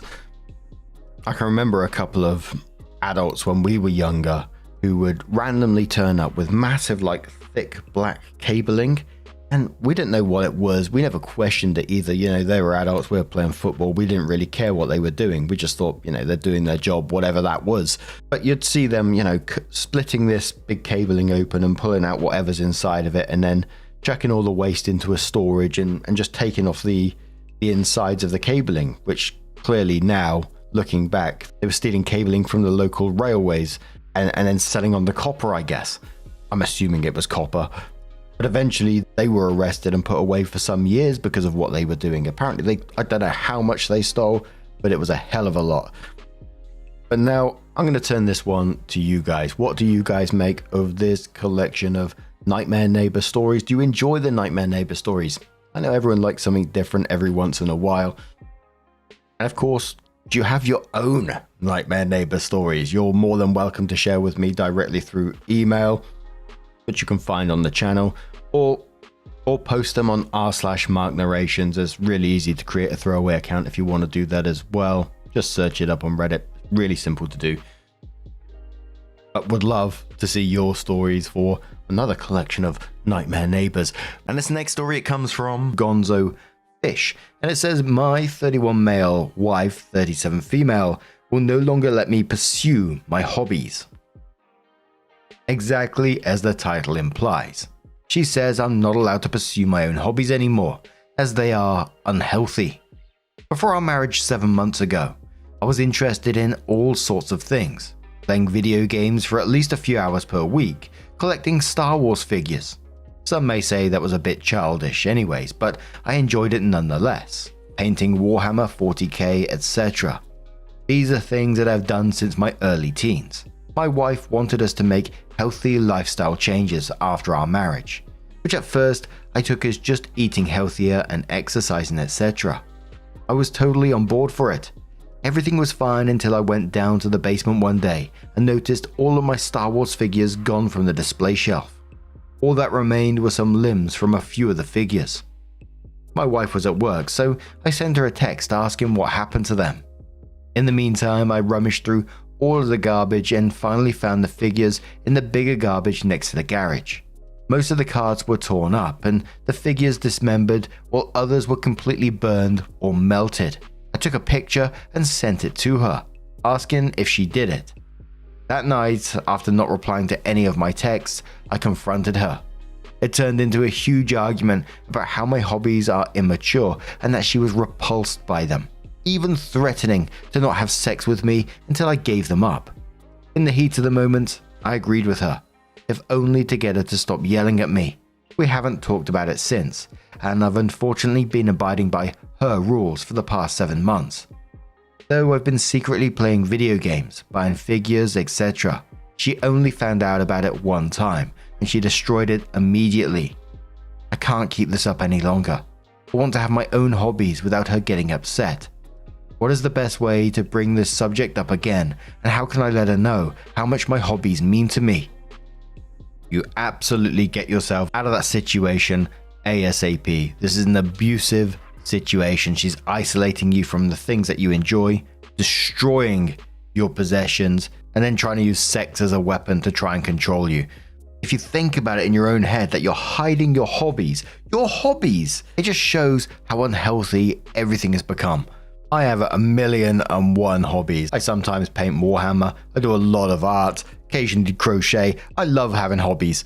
And so do millions of grown adults who also enjoy these things. My brother is a huge Star Wars collector, and if someone went immediately to try and take those away by destroying them, etc., there's no way past that for me. That'd be it. It's simply abusive, but a commenter says that this is abusive. She loved you for years while you did your hobbies, so what's changed now? She's shaming you for your passion and throwing out and destroying your stuff without talking to you about it. Was this a long time argument? Did she get after you for gaming/having collectibles, or was it just one day she had enough? We had a few small disagreements in the past about me playing video games, but it was mainly just because I had played for too many hours. She never said a word about any of my collectibles. Commenter says, you are 31 years old. Your wife doesn't get to let you do stuff. You get to do stuff on your own terms. She's being completely unreasonable and very controlling. Single Use Pseudonym says exactly this. Marriage doesn't mean she's your mum or your boss. You are still your own person. Yeah, take your partner into consideration and all, but Jesus fuck, your wife, husband, partner doesn't have the right to tell you what you're allowed to do. Other controlling partners are not healthy, not sustainable, and don't make for a happy environment. Dad of Two Boys replies saying the melting and ripping up Star Wars stuff is insane. How would his wife feel if he decided he only wanted to see her in revealing clothes, so he just cut up and threw out all of her favorite clothes but kept the slutty ones? OP edits the post and says, thank you all so much for the words and support and guidance. It truly means a lot. Getting a different perspective on this has made me realize that she may be going through some internal or mental issues. She was the love of my life before all of this, and I'm not going to give up on her just by getting a divorce without knowing the reason for her acting this way. I'm going to ask if she'd be willing to go to a therapy session and move on from there. Opie adds another edit and says, currently at my best friend's house, drafting an email to send to my lawyer first thing in the morning. I decided to hook up my Xbox in the living room television and gauge what my wife's reaction would be when she came home from work and saw me playing. She immediately went to our bedroom and slammed the door. I walked in on her angrily texting something on her phone before she screamed at me that I was going back on my promises and that playing games is unhealthy. I kept telling her that I deserve to have my own hobbies, and she told me that no real husband has those kind of hobbies. I basically told her that she was free to go find a real husband, and I packed a small bag and drove to my friend's house. I feel kind of relieved, but also sick to my stomach. I will keep updating when I can. You are all so supportive and deserve to be kept in the loop. The top commenter to that edit says, I'm going to be real with you. You cannot stay with this abusive woman and live a happy life. Divorce sucks, but admitting you made a mistake in choosing a partner and moving on now is better than admitting it after wasting 5 or 10 or 20 or more years being unhappy in this mess. Now, here is another perspective. My fiance is not into video games or action figures, but I still have a ton of video games and action figures displayed prominently in our living room because I'm into them and she likes when I'm happy. That's how healthy relationships work. Edit 3. OP edits the post again and says, my wife has been texting me non-stop, asking where I went and telling me to come back to the house. She even claimed she was pregnant and that I was abandoning my own child, only to backtrack a few minutes later. I'm making sure to have all these texts in case my lawyer thinks they could come in use. A couple of days after that, OP adds edit 4 and says, spent the morning talking to my family and a few other of my friends about the situation. They all agree that a divorce needs to happen, whether or not she is mentally ill. My sister even said that she had a bad feeling about her, but saw how happy I was and didn't want to impose at the time. My lawyer has suggested not to confront or communicate with my wife until divorce proceedings can be put in motion. Currently going to my house while she is at work to gather my valuable belongings. And then a little over 2 months later, OP adds another one and says, edit 5. Not sure if anybody is still keeping up with my post, but I figured I'd give another update. The divorce proceedings are currently underway. My ex-wife has been incredibly apologetic for not only the main incident in my post, but also for how she's been treating me in general. She also agreed to pay me a lump sum for the figures. We came to a mutual agreement in terms of the value. Overall, she's been acting surprisingly reasonable throughout all of this. I feel like this is a positive turning point in my life. Thank you all for giving me the courage to finally take action. And after that one, I was just like, good on OP for actually following through with that divorce. I just hope that they don't turn around and get back together because she seems to be changing again because she's, and quoting OP, she's been acting surprisingly reasonable throughout all of this. It just feels like another attempt at manipulation to me. And there's people mentioning mental health issues, which there's always the possibility, but as we've seen time and time again, sometimes people are just arseholes as well. But what do you guys make of this situation? Let us know your thoughts down in the comments below. Let's move on to another story. Now, there is a couple of warnings on this story that I am going to read out. It talks about struggles with weight and mental health, and generally the mood on this post is sort of very dark and bleak. So as always, if you do want to skip it, please feel free to do so. Timestamps are always down in the description and along the timeline below. Thank you.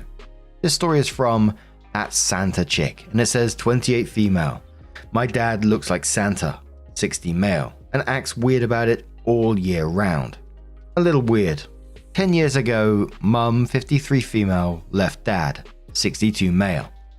Dad gained a lot of weight and started going mountain man.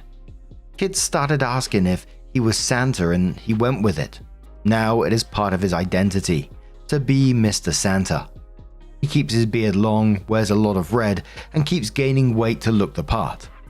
Other than being concerned about his almost 150 pounds weight gain in 10 years, he's also taken it over a line. It was fine at first because it was only seasonal and he handed out little prizes and candy canes to kids. Now that my eldest sister Jane, 35 female, had her 2 kids, 5 female and 4 male, Dad wants to be called Grandpa Santa. The kids tell everyone Santa is their grandpa and are super excited about it. Jane hates the idea that her kids are being lied to and have told them it's just a game. But my dad does this stupid thing where he winks and goes, "It's our little secret," when they ask. So the kids are still convinced their grandpa is Santa, but also thinks their mother is too old to believe or bitter. It's stupid. We want to talk to him now before it gets worse. Now that the kids are older and my middle sister Megan, 33 female, is expecting her first kid. Everyone has said it needs to be addressed. The wee one is due in June. So we're trying to do this now. So Dad has time to de-Santa before Christmas season, which seems to start before Halloween in our area. So we are just not sure how to tell my dad to stop. I could use some advice. Thanks. How do we get my dad to stop? OP added some more info on this and said, Jane feels it is unhealthy to have a real person constantly playing mythical Santa. If he had just dressed up, played the part, then went back to the North Pole, metaphorically, during the rest of the year, it wouldn't be too much of an issue, I don't think. It's really hard to see Dad like this. He has a lot of health problems from the weight gain, and I think he might have cut his life short because of it. He's close to 350 at this point, and he isn't a particularly tall man. It's lots of stress because he takes the Santa thing very seriously. OP talks about what she thinks made it worse in her father's life. OP says, I know it got worse when Mum married again. He feels like he isn't special. I know the cause and that he is lonely, but it's very alarming to see him miserable, but trying so hard to be Santa. And he was dating a really nice woman for about 2 years, but my mum remarried. He got caught up in the Santa thing and they broke off. It wasn't a huge thing, but I feel the weight gain and continued insistence that she play along made her uncomfortable. Obviously, I'm not a doctor, but it just feels like, Dad's using Santa as some sort of coping mechanism for, possibly depression or because of the divorce, etc., etc. And it gives him some kind of purpose, some attention and, connection with people. And the only way to approach this is with love and being gentle and saying, we're concerned about your health and the way that this is going. Maybe talking to a professional if he's up for it. But it was around 8 days later that OP updated their post and says things are not very jolly around here. I-28 female took the advice from the post and then talked to someone about it. I got a therapy session and talked for about 2 hours. At the very end of it, I figured out a few things that just weren't working for me. It was those things that the therapist suggested I bring up to my dad, 62 male. I went to talk to Dad about it. He didn't want to hear it, but he actually listened and we had a good heart-to-heart. I said, Dad, I need to talk to you about Grandpa Santa. He said yes. Opie said, I know you aren't Santa and the kids know it as well. It causes issues with Jane and her husband. It needs to stop or only happen around Christmas. On top of that, I'm concerned about your weight. I just want you around when I decide if I want kids or not. I would like you to get help and will go to sessions with you if you agree. And Dad started crying, and he finally told me he knew he had an issue. He just didn't know how to solve it. He was afraid the kids wouldn't love him anymore and that we would leave like Mum did. I told him that I would help him with whatever he needed, but that Mum wasn't coming back, so he needed to move forward. I said I loved him, not the Grandpa Santa, and that he needed to work on losing the weight or he wouldn't make it to the kids' high school graduation. So everything was really good for a few days. I got Dad some exercise clothing. He picked red. I let it go because we were making progress. And he went to the pool with me. We actually had been doing about 30 minutes exercise at the gym and he was looking really happy. I really saw changes in him, especially when a little kid asked if he was Santa and he said, no, I'm Bob. I told Jane, 35 female, about it and she said that while it was good steps, she was not bringing the kids around until we stopped with the Santa business, which came down to she wanted him to shave his beard. I told her that would not be a good idea, that he was making progress and we should be more concerned with his health, not his beard. She said until the beard was gone/trimmed down, she wasn't bringing the kids around him. She had been talking to people and they suggested he was too mentally ill to be around the children at all. I told her it was fine, but she needed to leave Dad to me then.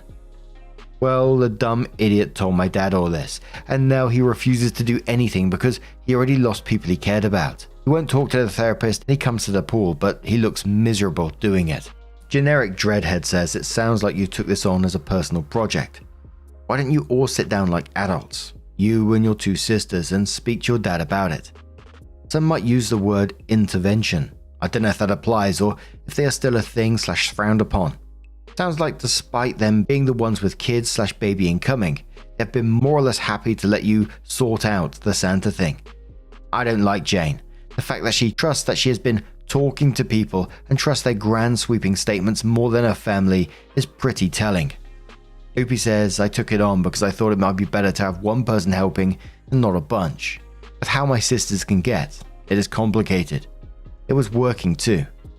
But I'm hoping with some weight loss, we're down 2 pounds, he will be a bit more happy. Slytree says, way to go, Jane. It's a fucking beard. Just let it go. Opie says, I don't even care about the beard. He's obese. A lot of obese men have beards. I'd like to see him healthy again. He can look like Gandalf at this point for all I care. I just want my dad back. I am literally knocking on my head right now thinking, what the fuck was Jane thinking? You recognize that your dad is in a vulnerable place mentally right now, especially around people abandoning him. And what does she go and do? Holy shit. What do you guys make of this situation? Let us know your thoughts down in the comments below. And let's move on to another story. Now, our next story comes from Alexander Thompson, who says, I, 17 male, think that it's time I need to thank my stepmom, 42 female, for being there for me. It wasn't until yesterday that things hit me. At 4 p.m. I was doing some math and then I felt I really needed a break. So I walk about the room and then go over to my other desk to read the Bible. And then I did something which I don't do that often. I opened the drawers and dusted the family photo album. I tried to revive these old memories as I looked at pictures of my fun and carefree childhood days. And then, as I flipped the pages, I come across a change, a transition. The change was special, rewarding and much needed. I went from being the child of a single parent to have a stepmother. That was when I was 3 years old. I knew that she was my stepmother since the beginning. I wasn't too young to not remember what happened. Fast forward 14 years. She's still here and she's still there for me. She treats me as if I was a biological child, and I can't imagine growing up without her. From toilet training as a toddler to math homework at elementary school, as my emotional support and as someone who I can trust, bank on and look up to, she's filled the void. And I never realized the significance of the role that she played in my life, until now. I felt guilty, thankful, and sorrowful all at the same time. It was almost as if I had taken her for granted. Does she feel the same about me? Why didn't she have children of her own? Why did she treat me as her own? Is she regretful for what she did? Is she happy? Jesus, I can't sleep. It's 6 a.m. in Columbus and I've been up since 3 a.m. I can't sleep. My questions remain unanswered and I don't know if I should talk to my mum about this. Does she expect me to be thankful for all that she's done for me? Is she treating me like her own son because we both have brown hair? Does she feel satisfied for having me in her life? Because I sure am indebted to pay her back for her care. What's Dad gonna say about this? Does he have an explanation? I feel like an arsehole for all the times that I screamed at her when I was an adolescent, immature and stupid. How did she deal with all of that? Why did she have to go through all that? I feel so bad about myself. I feel like I'm on the verge of falling off the edge of a cliff. And then I made this account. This is the first time I'm using it. I still have no idea how this works. As a student, I have no time for something like social media and connectivity, but I really need some advice on this and I'm really disturbed. The top commenter said to OP on this one, at 17, for you to come to that realization is completely awesome. She's your mum, even if she didn't give birth to you. When she married your dad, she knew you were an added bonus and decided she would take on that role. It is never too late to tell her how you feel. I don't think you took her for granted. I think you're a child growing up. No kid grows up thinking, wow, my parents sure do a great job putting pork chops on the table and helping me with math. It's part of growing up and realizing the sacrifices people who love you make. You're a pretty awesome kid. Now go tell your mum how awesome she is. Oh bloody hell, don't get those onion ninjas started already. Anyway, 5 days later, OP updates their post and says, I did it. I told her everything that I wanted to tell her. Asked her the questions to which I could find no answer. But things did get a little delayed because I was waiting for the right time to do this. And yesterday, the 28th of February, was the day it happened. I had to plan things out. I wrote a brief letter and I gave her the family album, etc. But all of these ideas were inspired by the advice that was given to me by some very nice people on my last post. A big thank you to all of them. Presentation. I tore a page from my waste book. Watch The Birth of Calculus to understand what I meant by that. And I wrote the words thank you at the top of the page, titling it in a manner that will reduce the conspicuousness of the situation. I kept things as simple and brief as possible because I believe that beauty lies in simplicity. People always screw things up by overdoing stuff. The letter. Mum, there's a lot I have to tell you, but I'll be keeping this brief and saving the others for later. I thank you for always being there for me. I thank you for never letting go of me. Thanks for all the values that you've taught me. Thanks for raising me in a very nice way. Thank you for helping me become the person I am today. And as I look back at the past, I've been taken aback by the way I screamed at you, took you for granted, had a bad perspective about you. And I'm thankful that you stayed by my side all through those stormy adolescent years of my life, where I had no control over my rational self. I'm very sorry that you had to go through all that. It's just that I came to the realization of this only a few days ago. That's what I wrote on that sheet of paper. I then placed that sheet in the family album, which has some of the earliest pictures of us together. I told her that there's something important that I needed to tell her, and I handed the book to her just before she was about to watch America's Newsroom at 9 AM ET. Reactions, spoiler alert, we broke down together. She put on her glasses and opened the book. She looked at me and said that she loved the days of her youth, and then I told her to read the letter that I'd written for her. She replied, "A letter? I don't understand where this is going." And then she read it. When she was done reading it, she looked at me with tears welling up in her eyes, and she said, "No, I need to be thankful to have someone who could acknowledge this." She couldn't hold it no more. She broke down, I broke down, I'm breaking down as well. We broke down on each other's shoulders. She said that it's a day that she won't forget because it made her feel successful in raising up a child that would reflect the same care to her. She said that she wanted to be my mother and take care of me as her own child because she saw me as her own child. But now, I'm just going to turn this one straight to you guys. What do you guys make of this situation? Let us know your thoughts down in the comments below. And this next story, it comes from Not Willing to Share from the Am I the Arsehole subreddit. And it says, "Am I the arsehole for kicking out my mum's boyfriend? When I was 17, my mum came into money. She tried to keep it quiet, but she paid off my dad's debts, bought him a small house, paid off her debts and paid for my sister's college and set up funds for mine. She had a boyfriend at the time, and shortly after, him and his son, who was 7, moved into our new house. Over the next few years, my mum bought my sister a house after she graduated college. Her boyfriend lived with us and didn't pay anything, but he did work. When I was 21, my mum got diagnosed with cancer. It wasn't good.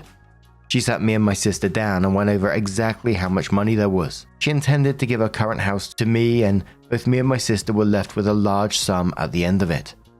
She asked if I would allow her boyfriend to stay in the house with his son until he got his own place. I agreed. Before she died, she told her boyfriend he would need to look for his own place. I had time to save, more for that journey. For the last 4 years, he has continued to reside in the house with his son. I haven't minded because we get along okay. I pay all the bills, but he does buy food for him and his kid. He's dated on and off and mostly kept the women out of this house, which I respected him for. Until his current partner. She's been in my house 3 times, and at first, besides feeling a little uncomfortable, I was okay with her. The last time this past weekend was the point where I lost my shit. I was making myself some lunch when she came walking downstairs, grabbed a plate and went to go grab food out of my pan. I asked her what she thought she was doing. She started telling me how I should look for somewhere else to live, and leeching off my dead mum's past relationship as an adult was pathetic. I hollered for my mum's old boyfriend. He came down and I told him, I don't know what his current thing thought, but I wasn't going to be disrespected in my house. He wouldn't even look me in the eyes as he mumbled something about my mum promising him the house, and he was just being kind, letting me stay. First, that isn't remotely true. Mum pulled him and I together after she asked if he could stay to set expectations. My mum met him shortly before she won the money and told him and us girls that she had no intention of leaving him money. She did set aside for his son for college. When he gets there, but he cannot touch it. Only his son can. He's lived in this house almost 8 years without paying a dime. He should have plenty of money, and if he doesn't, that's on him. I told him he had 30 days to leave. I wasn't going to house someone who would lie and disrespect me in my house. He left that night with his son, but his ex-wife called me to tell me I'm cruel and an arsehole for his son losing his house. He is here every other week. I really feel like my mum didn't expect him to still be here, but my sister said she feels like I'm breaking my promise to my mum and that made me feel like maybe I am the arsehole. Opie says, if it happened exactly how you said it, you're not the arsehole. If she did say he had time to save, but would need to look for his own place, that means she never imagined or wanted him staying for long, so you're breaking no promises. Did she leave him any money or assets? It is totally possible that your mother would be livid if she knew her boyfriend was still living with her son after 4 years. Opie replies to that saying no, she created a fund for his son for college, but that was the only money set aside for him or his son. It's a generous amount, enough for 4 years at a high-dollar school. Anything not used for school would be given to him on his 25th birthday from what I believe she told me. A lawyer and accountant are in charge of those funds, not me or my sister, so I only know what she told us before she died. She was never married to or engaged to her boyfriend. He lived with his sister and was saving for his own house when Mum met him. Him moving in with us was supposed to be temporary and allow him to save to buy his dream home, but he never left. My mum was like that though. She had a big heart and sometimes people took advantage of that, especially after the money. She bought him a brand new truck when his car broke down, but beyond that and smaller gifts like TV, computer, etc. for birthdays and holiday gifts, she did not leave him money. They had no joint accounts, my mum paid for everything, and he was supposed to be saving for a house the whole time that they were together. A commenter says, guessing to the mistangs over the years, he's lived rent/utility free in Opie's house. I'm also giving the stink eye to the sister, laying the guilt trip on Opie for evicting him. Opie says, I don't think my sister meant any harm. Probably feels a little sad like me that his son won't be around. I don't expect we'll get to visit with the kid. He's 15, and we both like him and have known him a while. The three of us gamed together some over the years and usually did an outing once every month or two to arcades or amusement parks or something like that together. Commenter says, I'm curious just how long your sister thinks he and son should be allowed to freeload off you. She doesn't have the warm fuzzies for him, does she? Opie says no, but she's kind of a pushover like our mum was. Super kind-hearted but to a fault. Heck, maybe I am to an extent. I just don't put up with disrespect. Commenter says, was his girlfriend shocked and believed him, or was she trying to start the takeover, or at least try to? It's possible he lied to her, but it's also possible she knew but was wanting to come in and take over. It happens all the time. I would hire movers if they left anything. Do not let them come back in. It could be hell getting them out. Lucky they left. Opie says, she seems smug the whole time, so I suspect she put him up to it, because he and I always got along before this. He didn't argue when I kicked him out. He did text me and asked to come by this weekend to get his stuff, and asked if I'd be willing to talk. I told him my dad and boyfriend will be here, and he agreed to that, and how the girlfriend reacted when she found out. She sat with her arms crossed when he and I talked, but she didn't say anything else, and she left with him. Opie responding to another comment saying, thank you so much. My mum was the sweetest person, and when I was a teenager, I feel like I was a nightmare to her. I'm thankful I was much better in my late teens, and 20 and 21. So she got to see me mature a little before she passed. I wasn't always the best daughter, but she was always the best mum. I think part of letting him stay so long is having bonded with his son, but also I liked having someone else around who loved my mum too. There were nights I would wake up from a nightmare and end up in the kitchen, and he would hear me and just come make me a cup of coffee and sit and share a story about her. His son loved mum too, and some evenings we would get takeout and watch movies and joke about what commentary my mum would have if she had seen the movie with us. My sister lives a state away, so we only really see each other once a month or so. I like not being alone in this big house. I do have a security system and the locks have changed. He's coming over tomorrow to get his stuff. Someone accused OP of saying basically this was a creative writing exercise, and OP said, neither me nor my sister were teenagers when my mum passed away. I was the youngest at 21, and the funds have been in a trust, but it wasn't related to this story, and the character limit made me already limit things I said. I won't have full access to the funds left to me until I'm about 30, but I can request additional access through the trustees, and I get monthly funds for bills and spending. My mum paid for people to manage both me, my sister's, and her boyfriend's son's trusts. Yes, his college fund is in a trust, and well, this is why his dad has no access to it. Personally, I love Reddit. This is a throwaway because I don't want to dox myself, and my actual account has photos of myself and my pets. But no one in my real life knows about the money, except family and my mum's boyfriend, who doesn't even know how much money, just that there was money. Not even my boyfriend knows. Edit to add. Journey was my mum's word to her boyfriend when we all sat down, which is why I used that word. She was super into historical fiction romance novels, and she used some old phrasing in real life sometimes because of it. My sister and I used to tease her for it all the time. So OP went to post an update and said, I know the other sub is very subjective on updates, so I figured I would post it here. I do want to take a moment to address some things I saw in the comments. 1. There are trusts set up, and neither me nor my sister has full access to the money left us. This was done both because my sister and I were in our early 20s when my mum died, and she wanted to make sure we had some stability before we had access and to protect us from people who may try to take advantage, especially while we were grieving. 2. I have a lawyer. He has already informed me legally to my area what eviction laws are, and my mum's former boyfriend will be served with formal eviction papers just to cover myself even after today. So, to the update. My dad came over. Decided not to have my boyfriend over since he doesn't know about the money side, and I wasn't trying to have the boyfriend out the situation. This morning, and brought along my cousin. For easier telling, I'm going to call my mum's former boyfriend Chuck. Chuck showed up about 10 AM my time and talked to my dad and then asked if he could have a couple of minutes alone with me. Dad nodded, so my cousin and him went into the kitchen, and Chuck and I sat in the living room. I'll be honest, I didn't expect it to go as it had, but I'm glad it did. Chuck started with an apology. I don't remember all of the words, but said the basics were he missed my mum. He's been lonely, but not alone thanks to me and his son. He was sorry for what happened and that he got caught up in lust, let someone else fill his head with ideas, that he owned up to the mistakes and should have never put up with someone who would disrespect me or my mum's memory. He tried to hand me a cashier's check for $15,000.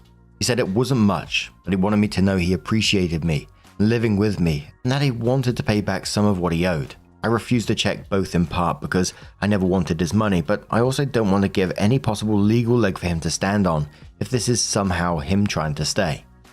I told him the first part and told him to put it towards a house.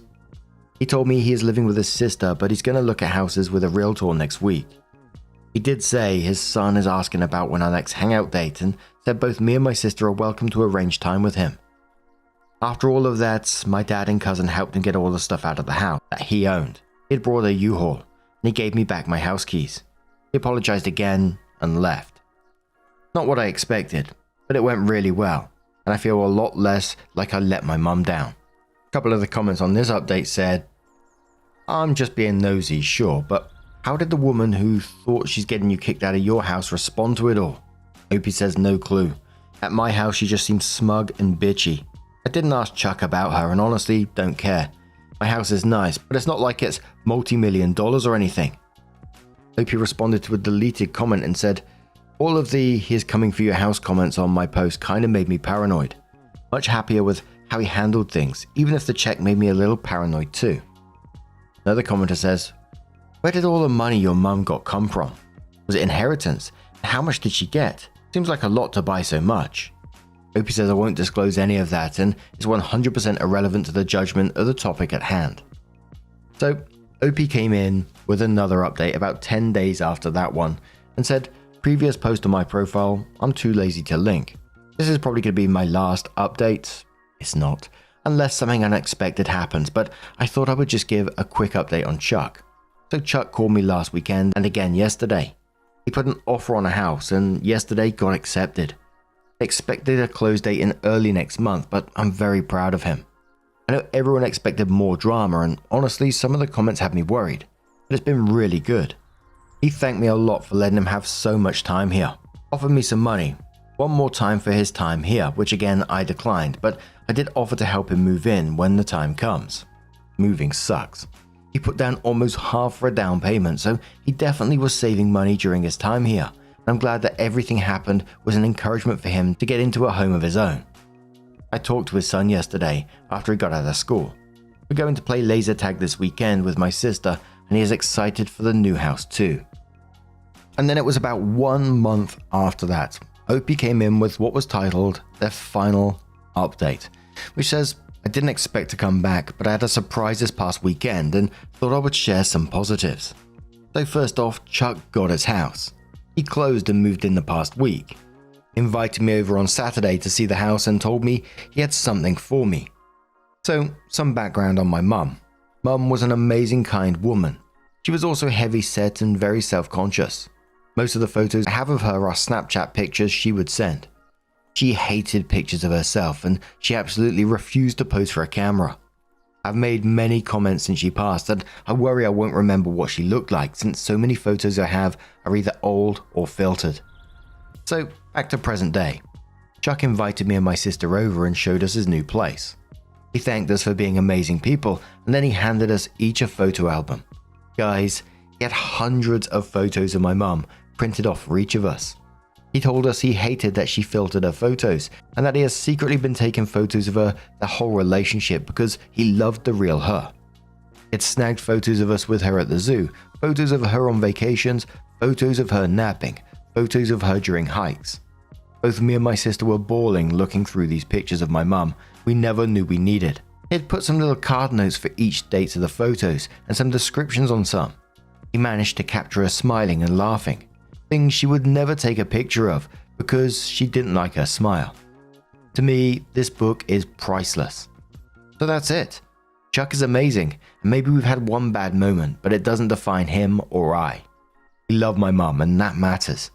We're all going to get together for my mum's birthday in a few months and just celebrate the woman she was. And a comment which was downvoted, but Opie replied to it to give some extra context. The comment said, "My mum didn't like to have pictures of her taken. My dad struggled a little to find a picture of her for a memorial service. At the after-service lunch, I was sitting next to my sister and an aunt started to take pictures of us. We both automatically dropped our heads and put our hands up, with no regrets. People have a right to not have their pictures taken against their will. I feel bad for the mother." To which OP replied to that saying, "My mum didn't like the way she looked. She actually enjoyed photography behind the camera. She saw herself very differently than we did. And she did take photos, she just used filters because she had issues with self-image. I'm very thankful for the photos. They are the real, authentic her." Top comment said to that saying, "That's so wonderful and touching. And I love that your mother was so beloved during her life and now. And so glad that you updated a great resolution to a moment of poor judgment." And I gotta be honest, coming out of this, I was quite surprised with the way things ended, and I'm glad that Chuck was able to turn it around because he definitely messed up initially, but taking that responsibility instead of fighting back, and they maintained their connection to honor someone that they both loved. I think that's an absolutely amazing way to end it for me. But what do you guys make of this situation? Let us know your thoughts down in the comments below, and let's move on to another story. Now this story comes from the Am I the Arsehole subreddit from AfterAd3961, and it says, "Am I the arsehole for not following my husband's family tradition? My 28 female husband, 29 male, comes from a very traditional family. While we disagree with his family on many things, there's never really been an issue until now. I'm currently 8 months pregnant and my husband and I couldn't be happier as we've been trying for a while. Since I first found out I was pregnant, we've been discussing names for our child. In my husband's family, the tradition wants the child to be named after his granddaughter. Basically, firstborn men in his family only have 2 names, James or Henry. My husband's grandfather was James, so his name is James too. My husband's father is called Henry, so our child should be too, and so on and so forth. But my husband and I didn't really like calling our child Henry. And although it's a beautiful way to honor family members, we really wanted our child to have a name that would be personal, that would truly be his. So we chose another name and decided to wait until after the birth to reveal it to everyone. This week my mother-in-law came to visit us and help us set up for the baby. She brought us some presents, amongst which was a bunch of clothes in which she hand embroidered the name Henry. I said that was nice and thanked her for it, but we told her that we wouldn't be naming our child Henry, as we already told her in the past. She started insisting and saying that it was a tradition, so it had to be that way. I explained to her that we'd rather give our child a name that we chose, and that Henry could be his middle name. She immediately went to my husband and started saying things like, "You're not going to let her do that to our family," and making it very dramatic, saying that I was breaking a tradition that went back hundreds of years. Honestly, not sure about that. My husband tried to explain that we both agreed on the name, and all the reasons why we made that choice, but she wouldn't listen. She suggested that we name him Henry on paper as his legal name, and then called him something else. But I thought that would be confusing for him and told her that he would be named what we chose. She kept begging my husband and saying that I was ruining the family tradition. And at one point I lost it, which is partially to blame on hormones I think, and told her that it was our child, so we did what we wanted, and we didn't have to follow a stupid tradition. She stormed out, and my husband has since received texts from his father and sister accusing me of making his mother feel really bad, and some other stuff that I don't really remember. I get the importance of tradition, and it can be really beautiful, but I also think that shouldn't be an obligation, and it's okay to change things. We won't change our baby's name because we're really set on it, but maybe we were wrong for not following the tradition. I'm not entirely sure, and I'm mentally exhausted by all this drama. Edit. I've seen many comments mentioning they saw similar stories in the past. I'd like to clarify, those weren't mine. All of those events happened 2 days ago, but it's crazy to see how many families have similar traditions. I really thought this was a super rare thing. I can remember a story some time back where they lived in a small town and every child was named this one particular name, and it got like really confusing just going around town to banks and stuff, and just confusing in situations where you're having to hand over your ID and you're like, oh no, that's Derek the 12th. But it always just feels like there's no true reasoning behind it. It's just tradition and therefore it has to happen. Like it's just on autopilot. But in the end, your mother-in-law's reaction is just boundary pushing. From approaching you with the embroidered clothes to trying to get your husband into a us versus her situation. And I think you were super generous to say about Henry being like a middle name in this. But in the end, simply not the arsehole. OJ Caesar says, I will never understand this. What if your family had the same tradition? Who wins? Not the arsehole in the slightest. Congratulations on your pregnancy, and give your sweet boy whatever name you and your husband choose. Edit to add, if you were having a girl, would you be in the clear to name her whatever? OP responded saying, honestly, no idea. And it's so confusing and unpractical too. Thank you so much. Serious Eye says, I work in finance and deal a lot with older clients and their beneficiaries. People with money love naming their kids after themselves. We have a family here that has a huge trust. All the grandkids are in it. All of the male grandkids have the same fucking name. Literally 5 of them have the same name because of tradition, similar to this. The paperwork is an absolute nightmare, and all of them have had multiple issues because there's 3 male generations of this family that all have the same name. Not the arsehole. Ms. Vindy says, not the arsehole. You and your husband have picked a name you like for your child. Key words here. And that should be that. It's not wrong to break tradition, especially ones like this, so please don't feel guilty or bad, OP. Mother-in-law needs to let it go. But it's probably going to be a while before she does, if she ever does. So you should probably make sure that your husband is also willing to die on this hill with you and have your back. Also, be prepared for mother-in-law to call your son Henry anyways, especially if you ever have a babysit. These kind of dilemmas usually don't just end with the flying monkeys. And one more comment from What Did That Girl Say who says not the arsehole. I underwrite mortgage loans and can't tell you how you saved your son from the intermingling of credit. Potentially bad credit from family members with the same name. This is a ridiculous tradition and your mother-in-law has shown you who she really is. Believe and block her and anyone else who feels they have the right to override your decisions as parents. Kudos to your husband for standing up to them. But now I'm going to turn this one to you guys. What do you guys make of this situation? Have you been named after a family member yourself? Let us know how that goes and let us know your thoughts down in the comments below. Let's move on to another story. Now, our next story comes from the Am I the Arsehole subreddit again from 08extra25. And it says, Am I the arsehole for refusing and ungrateful to take a 1,000 plus gift from my partner because I like cooking? About 2 weeks ago, my partner told me he was hosting a Salad Master party at our home. Salad Master is a cookware brand that claims to cook food without added water for healthier eating. He asked if I wanted the cookware. But after a quick Google search, I found it gimmicky and said no, explaining why. I thought that was the end of it. Let me just have a quick Google here. Ooh, that Trustpilot review is interesting. A week later, while the party was happening, I went out to meet friends.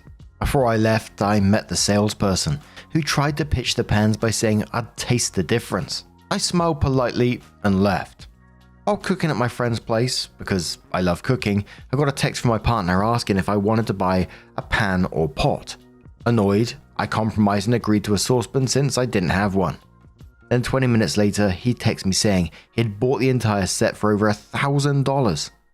I was frustrated because I had said no, then adjusted to let him get a single pan, and he still bought everything. When I got home, he told me how good the food was, which was fine, but then he brought up the baking soda test. The salesperson boiled water in my stainless steel pan, added baking soda, then did the same with the Salad Master pan. They made the guests taste both, claiming my pan made the water taste metallic, while Salad Master's did not. My partner then tried to convince me my pan was bad. I found it odd and told him it was hard to believe that my Le Creuset stainless steel pan would do that. He got upset saying, "I was there. I tasted it. Do you think I'm lying?" That angered me because I wasn't calling him a liar. I was questioning the test. Later, I researched and found that scratched stainless steel can react with alkaline substances like baking soda, making the water taste metallic. The more I read, the more suspicious the whole thing seemed. The next day, he gave me a Salad Master booklet as a gift and suggested I replace my pans. That made me angry. I told him no and tried to explain why, but he dismissed me, pretending to listen while doing other things, saying I'm ungrateful and he has a history of buying me things after I explicitly say no, and getting upset and calling me ungrateful when I don't accept them. To avoid a fight, I've been sleeping in a separate room, but now I'm livid because I just found out he's hosting another Salad Master party. I'm at my wit's end, so tell me, am I the arsehole for refusing a gift that my partner bought me? Salesman? Salad Master party? Getting those MLM vibes, I gotta tell ya. But I am said Salad Master is a multi-level marketing scheme. That's why he's upset that you won't buy. He's setting himself up to be a seller and he needs a downline. Leave before he loses all of his money. Only a small percentage of the sellers ever make money off of MLM schemes. It is a typical money pit. He will invest thousands of dollars in goods just to sell to other people. But if no one bites, he loses all of the money. There are no sellbacks. Share this in Just No MLM. You'll probably get some good advice and more information about this particular scam. Glum says, I'd make sure he doesn't toss your Le Creuset as well. Apologies about the pronunciation, especially since he thinks it's crap and clearly doesn't know good cookware. I once had a boyfriend who put my favorite cast iron in the dishwasher and claimed it was cheap because it is rusted. Also, is this the kind of nonsense you want to live with forever? I just blew $1,000 on crap you specifically said you didn't want. That's a lot of money. I'd be pissed off if my partner disregarded my wishes as the partner who does most of the cooking and bought that junk. And one more comment from Fairy Competent who says not the arsehole. He didn't buy you a gift. He got snookered and is trying to spin it as a positive thing. Your boyfriend is dumb as a bag of hair. I hope you know that. He is the MLM's dream. A sucker with disposable income and an ego too fragile to admit a mistake. I would not be able to be attracted to a person like this, but good luck to you if you still are.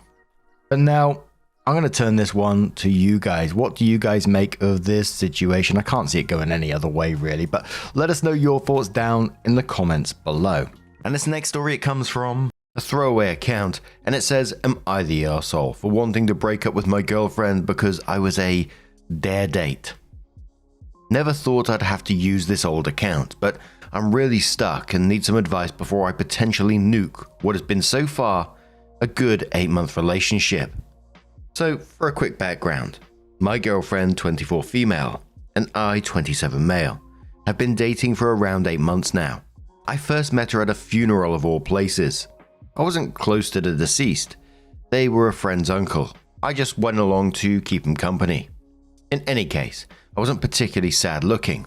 I was talking with a family friend and smiling, which she noticed and made a pretty morbid joke, asking if I put him in the casket.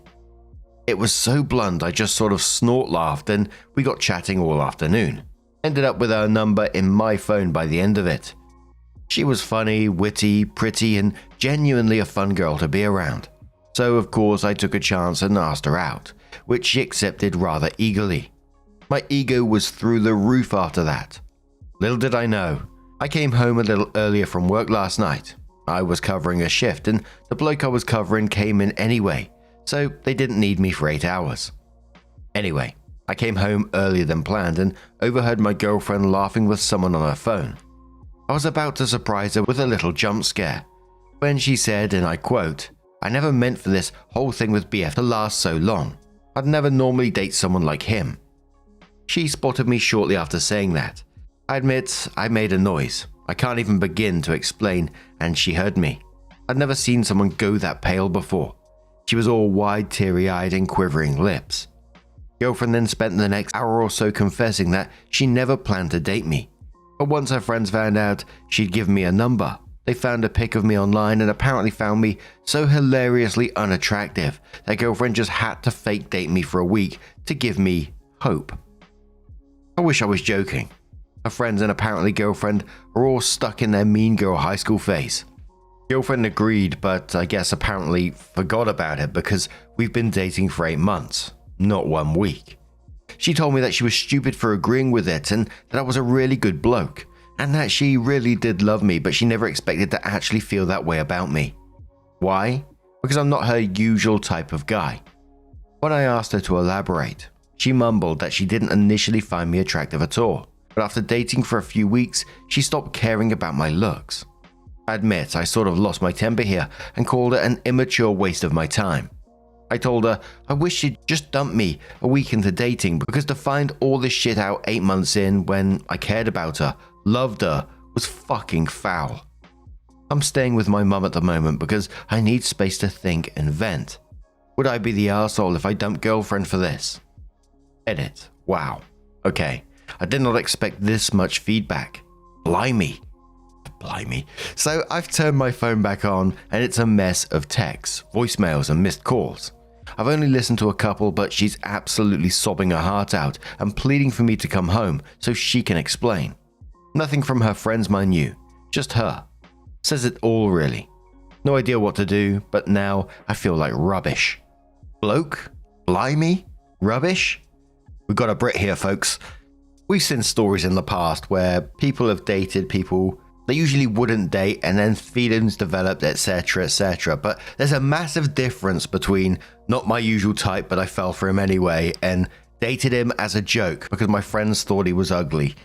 And personally, I wouldn't be able to look past that, and this is just from my perspective. Once that trust is gone, and that was the very start of your relationship, that trust is gone. How'd you move forward with that? Gangbang says, is she still friends with all those mean girls? Opie says, given that she was chatting to one of them yesterday, yeah, I think so. Lorena's Fury says, sounds like the conversation was about teasing her for still being with you. You're completely justified in feeling that way that you do. Odd Welcome says, this is a huge and valid point. It isn't like this is just a thing they all realized was foolish and now avoid. If by any miracle Opie stays, every single friend must go. She can be who she is with OP or who she is with them. She can no longer be both because they are in absolute opposition. Your Yogurt says not the arsehole. Even if you didn't care about the joke part of it. She didn't go out with you because she wanted to, but she was pushed by her friends. And then what? Did she give a play-by-play after your first date to said friends? Did she share your intimate moments with the friends?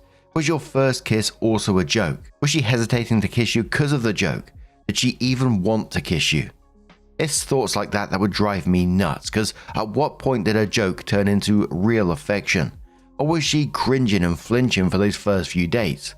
How can you be with someone who thought you were gross for how long? Weeks? Days? Not the arsehole.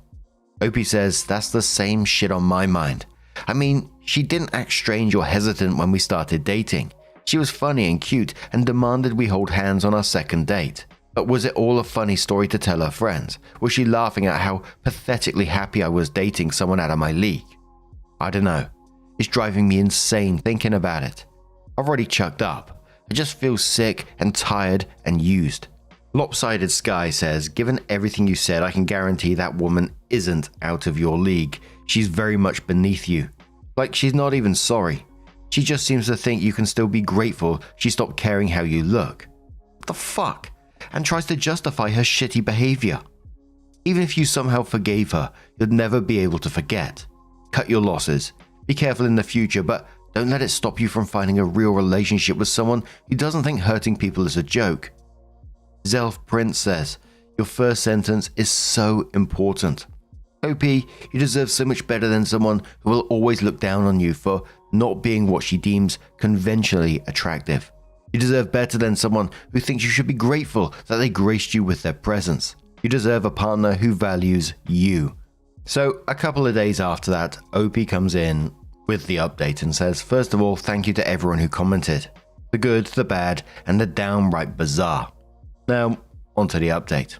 So I eventually turned my phone back on after making the original post and was bombarded with voicemails and texts and whatnot. I only listened to a couple and girlfriend was sobbing their heart out on all of them, more or less begging me to come home and let her explain. To be fair, I didn't really have much choice but to eventually go back home anyway. It's a house share and I pay rent to live there. Plus my own mum was basically nudging me back out to let girlfriend explain herself. So I went back home the next day and she pretty much tore out her room and threw herself at me. She was sobbing and trying to talk but kept crying too hard between her words to sound coherent. I know I should have probably been angrier, but I hate seeing her cry. And she wasn't just crying, she was sobbing so hard she was having trouble breathing at a few points. Eventually I got her to sit down and asked her to explain exactly why I should stay with a woman who not only got with me as a dare, but also laughed about it with her vapid friends 8 months on. A lot was said, and to summarize it so this update doesn't take all night, she more or less said this. Fake names for her friends, and I'm likely paraphrasing, but I spent about 40 minutes trying to remember it exactly, so this is the gist of it. She said, I didn't mean to ask you out on a dare. I wanted to date you before they even knew about you. I gave you my number first, remember? When Stacy and Tina found out I gave you my number, they looked you up on Facebook and found it hilarious that you were even trying with me. So they got this stupid fucking dare thing and told me to give all uglies in the world hope. OP said, wow, real mature. You remember what you said on the phone to whoever it was, right? That you never meant for us to last this long. You told me I wasn't your type. What's your type, girlfriend? Not me, right? Too ugly for you. She said, stop saying that. You're not ugly. You're just not the type of bloke I'd have picked to date long term. But I was wrong, babe. Look at us. We've lasted nearly 9 months and I love you so much. I really do. How can I prove it to you? How? OP says, I don't know. I love you too, but all I can think about is you laughing about me behind my back to them. How can I trust you anymore?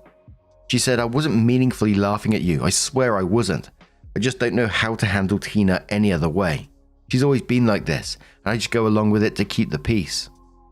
OP said, so you'd rather keep the peace than stand up for me? Is that what you're saying? She said, you're twisting my words, and OP replied saying, no, I'm not. God, why should I stay with you?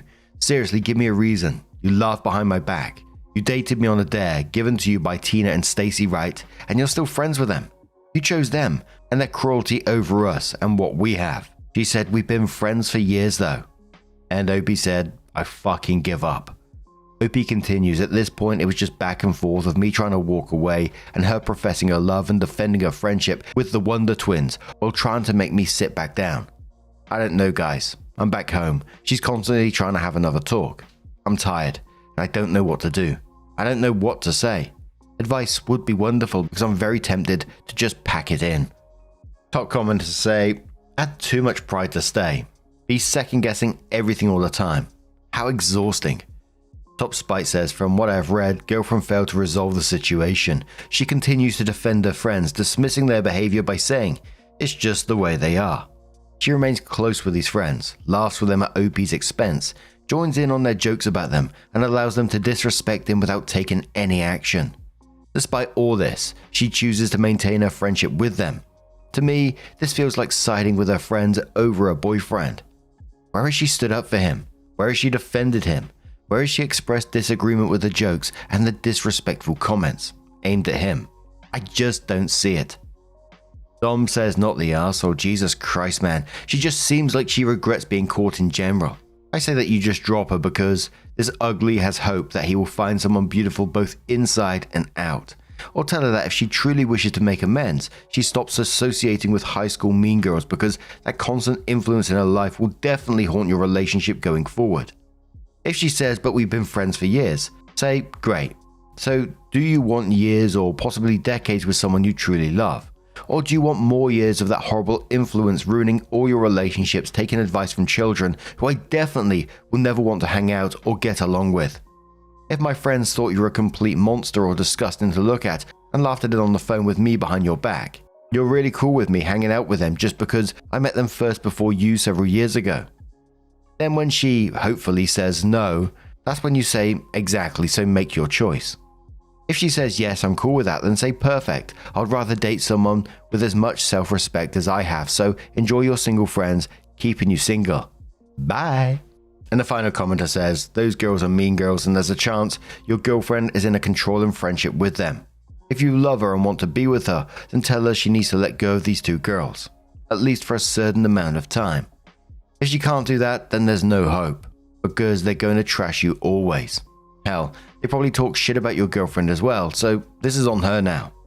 It's very possible to not be completely into a person at the start, and once you get to know them, you see them in a different light. And, I just couldn't do it. There's no way for me I'd be able to stay in that relationship. And just looking back to the very beginning of this, she's 24 years old, going on a dare date. I mean, what the fuck? But what do you guys make of this situation? Let us know your thoughts down in the comments below. Let's move on to another story. Now we're going into our very own subreddit r/Mark Narrations. If you want to share your own stories, please feel free to do so. You can set up your own throwaway account really easy. But this story is from Faye Lulls, who just says, Bridesmaid from Hell. Hello Mark, long-time fan. I wanted to share a relationship story about one of my former friends and bridesmaids. It's a bit long, but I hope you find it interesting. I, 27 female, married my husband, 32 male, 3 months ago. And now that some time has passed, I'm ready to reflect on everything that happened, including the drama with my former friend, Karen, 29 female. Backstory. Karen and I were acquaintances in college, but we didn't spend much time together back then. We reconnected during the COVID pandemic and maintained a long-distance friendship through calls and text. When I got engaged in 2023, she pressured me into making her a bridesmaid. Looking back, I hadn't planned on asking her, but at the time, I figured, why not? She seemed eager to support me. Bachelorette party issues. We planned my bachelorette party for summer 2024. Around that time, Karen had been involved in a workplace situation where she was fired for sexual harassment after pursuing a coworker. Another crucial detail. Her company had been paying for her master's degree, and as a result of her firing, they demanded reimbursement for her tuition. She lost her job a week before my bachelorette trip. While I made it clear there was no pressure to attend all the activities, she still came but spent most of the trip in her room. That was fine, but she got upset at me and the other bridesmaids for not checking on her more or bringing her food. Oh, dearie me. At one point, I mentioned wanting to visit a local ice cream shop and invited her. She declined, but later she was mad that I, the bride, didn't bring her a treat. She also tried to stir up drama by implying that my other bridesmaid, Erin, 25 female, was talking badly about me, which wasn't true. On top of that, she made weird comments about Erin's body, even pulling me aside to ask if I would kill to have her body. I shut that down immediately, but she continued making similar comments all weekend. By the end of the trip, none of my bridesmaids liked Karen. I was uncomfortable with her behavior too, but I didn't want to confront her while she was dealing with her job loss. Wedding 1. The mutual friend's wedding. That fall, a mutual friend was getting married, and Karen, my fiancé, and I shared an Airbnb to save money. Since my fiancé and I paid 2/3 of the cost and provided transportation, we assumed we would get the master bedroom. Instead, Karen called dibs on the master bedroom without asking us. It was frustrating, but we let it go. At the wedding, Karen repeatedly intruded on my space with my fiancé. At dinner, I reached for his hand and she tried to hold mine instead.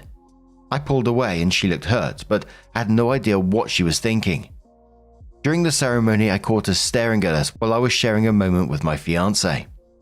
Later, when I hugged him from behind, she joined in on the hug uninvited. Looking back, I should have removed her as a bridesmaid then. My fiancé and bridesmaid had all expressed their discomfort with her behavior, but with only 2 months until my wedding, I didn't want to create more stress. The wedding week. Planning a wedding is stressful, so please give me grace for my lack of a backbone at this point.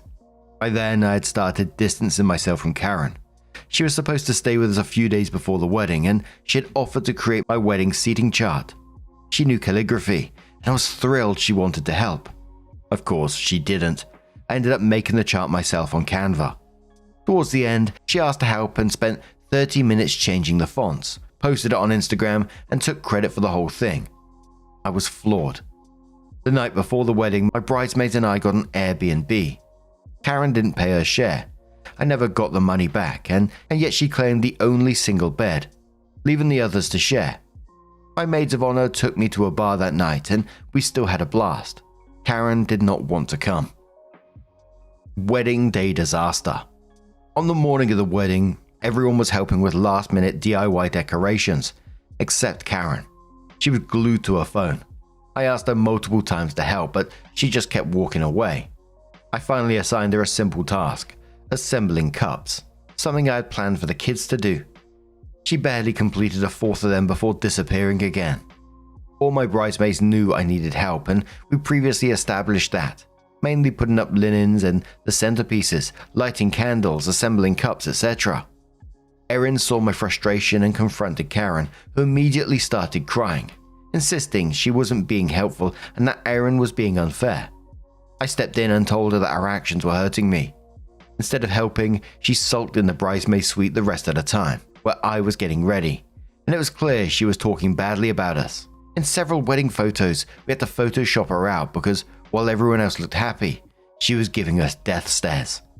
Despite all of this, my wedding was beautiful. I was so happy to be marrying my best friend. Nothing could ruin that. The final straw. After the ceremony and dinner, I took a quick break to check on my dogs, our ring bearers. Karen followed me and brought up our earlier confrontation. I apologized for calling her out in front of others, and she smugly said, "I knew you'd come to your senses. Thank you for apologizing." That was it. Any lingering respect for our friendship was gone, but I refused to waste another moment on her that day. It was my wedding, and I'd be damned if I wasted another moment of that day on her. Going no contact. During our honeymoon, my husband and I talked about Karen. He hated seeing me be someone's doormat. We decided I should go no contact. When we got back, I sent her a message explaining my decision, then blocked her. My friends and family fully supported this. There may have been a mini party. Epilogue. Recently, I heard through a mutual friend that Karen's former company is suing her for the unpaid tuition, and she's blaming that stress for her wedding behavior. That's it. First time poster, long time lurker.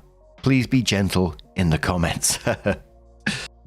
Holy moly, dealing with someone like that, Karen, is just like one of those typical that we see in these stories, emotional vampires who she always positions herself to be the victim, well, sabotaging your day. And I know you said yourself about the whole backbone thing, and it sounds like you realized it in the end. And whilst I agree that, people like Karen do need to be dealt with a lot sterner, and I know myself it can be difficult to do stuff like that, But I find it really sad at the same time when you seem like an incredibly kind person, and, you're having it weaponized against you by some arsehole. If you're anything like me, you think like, oh, maybe, she is just going through a tough time.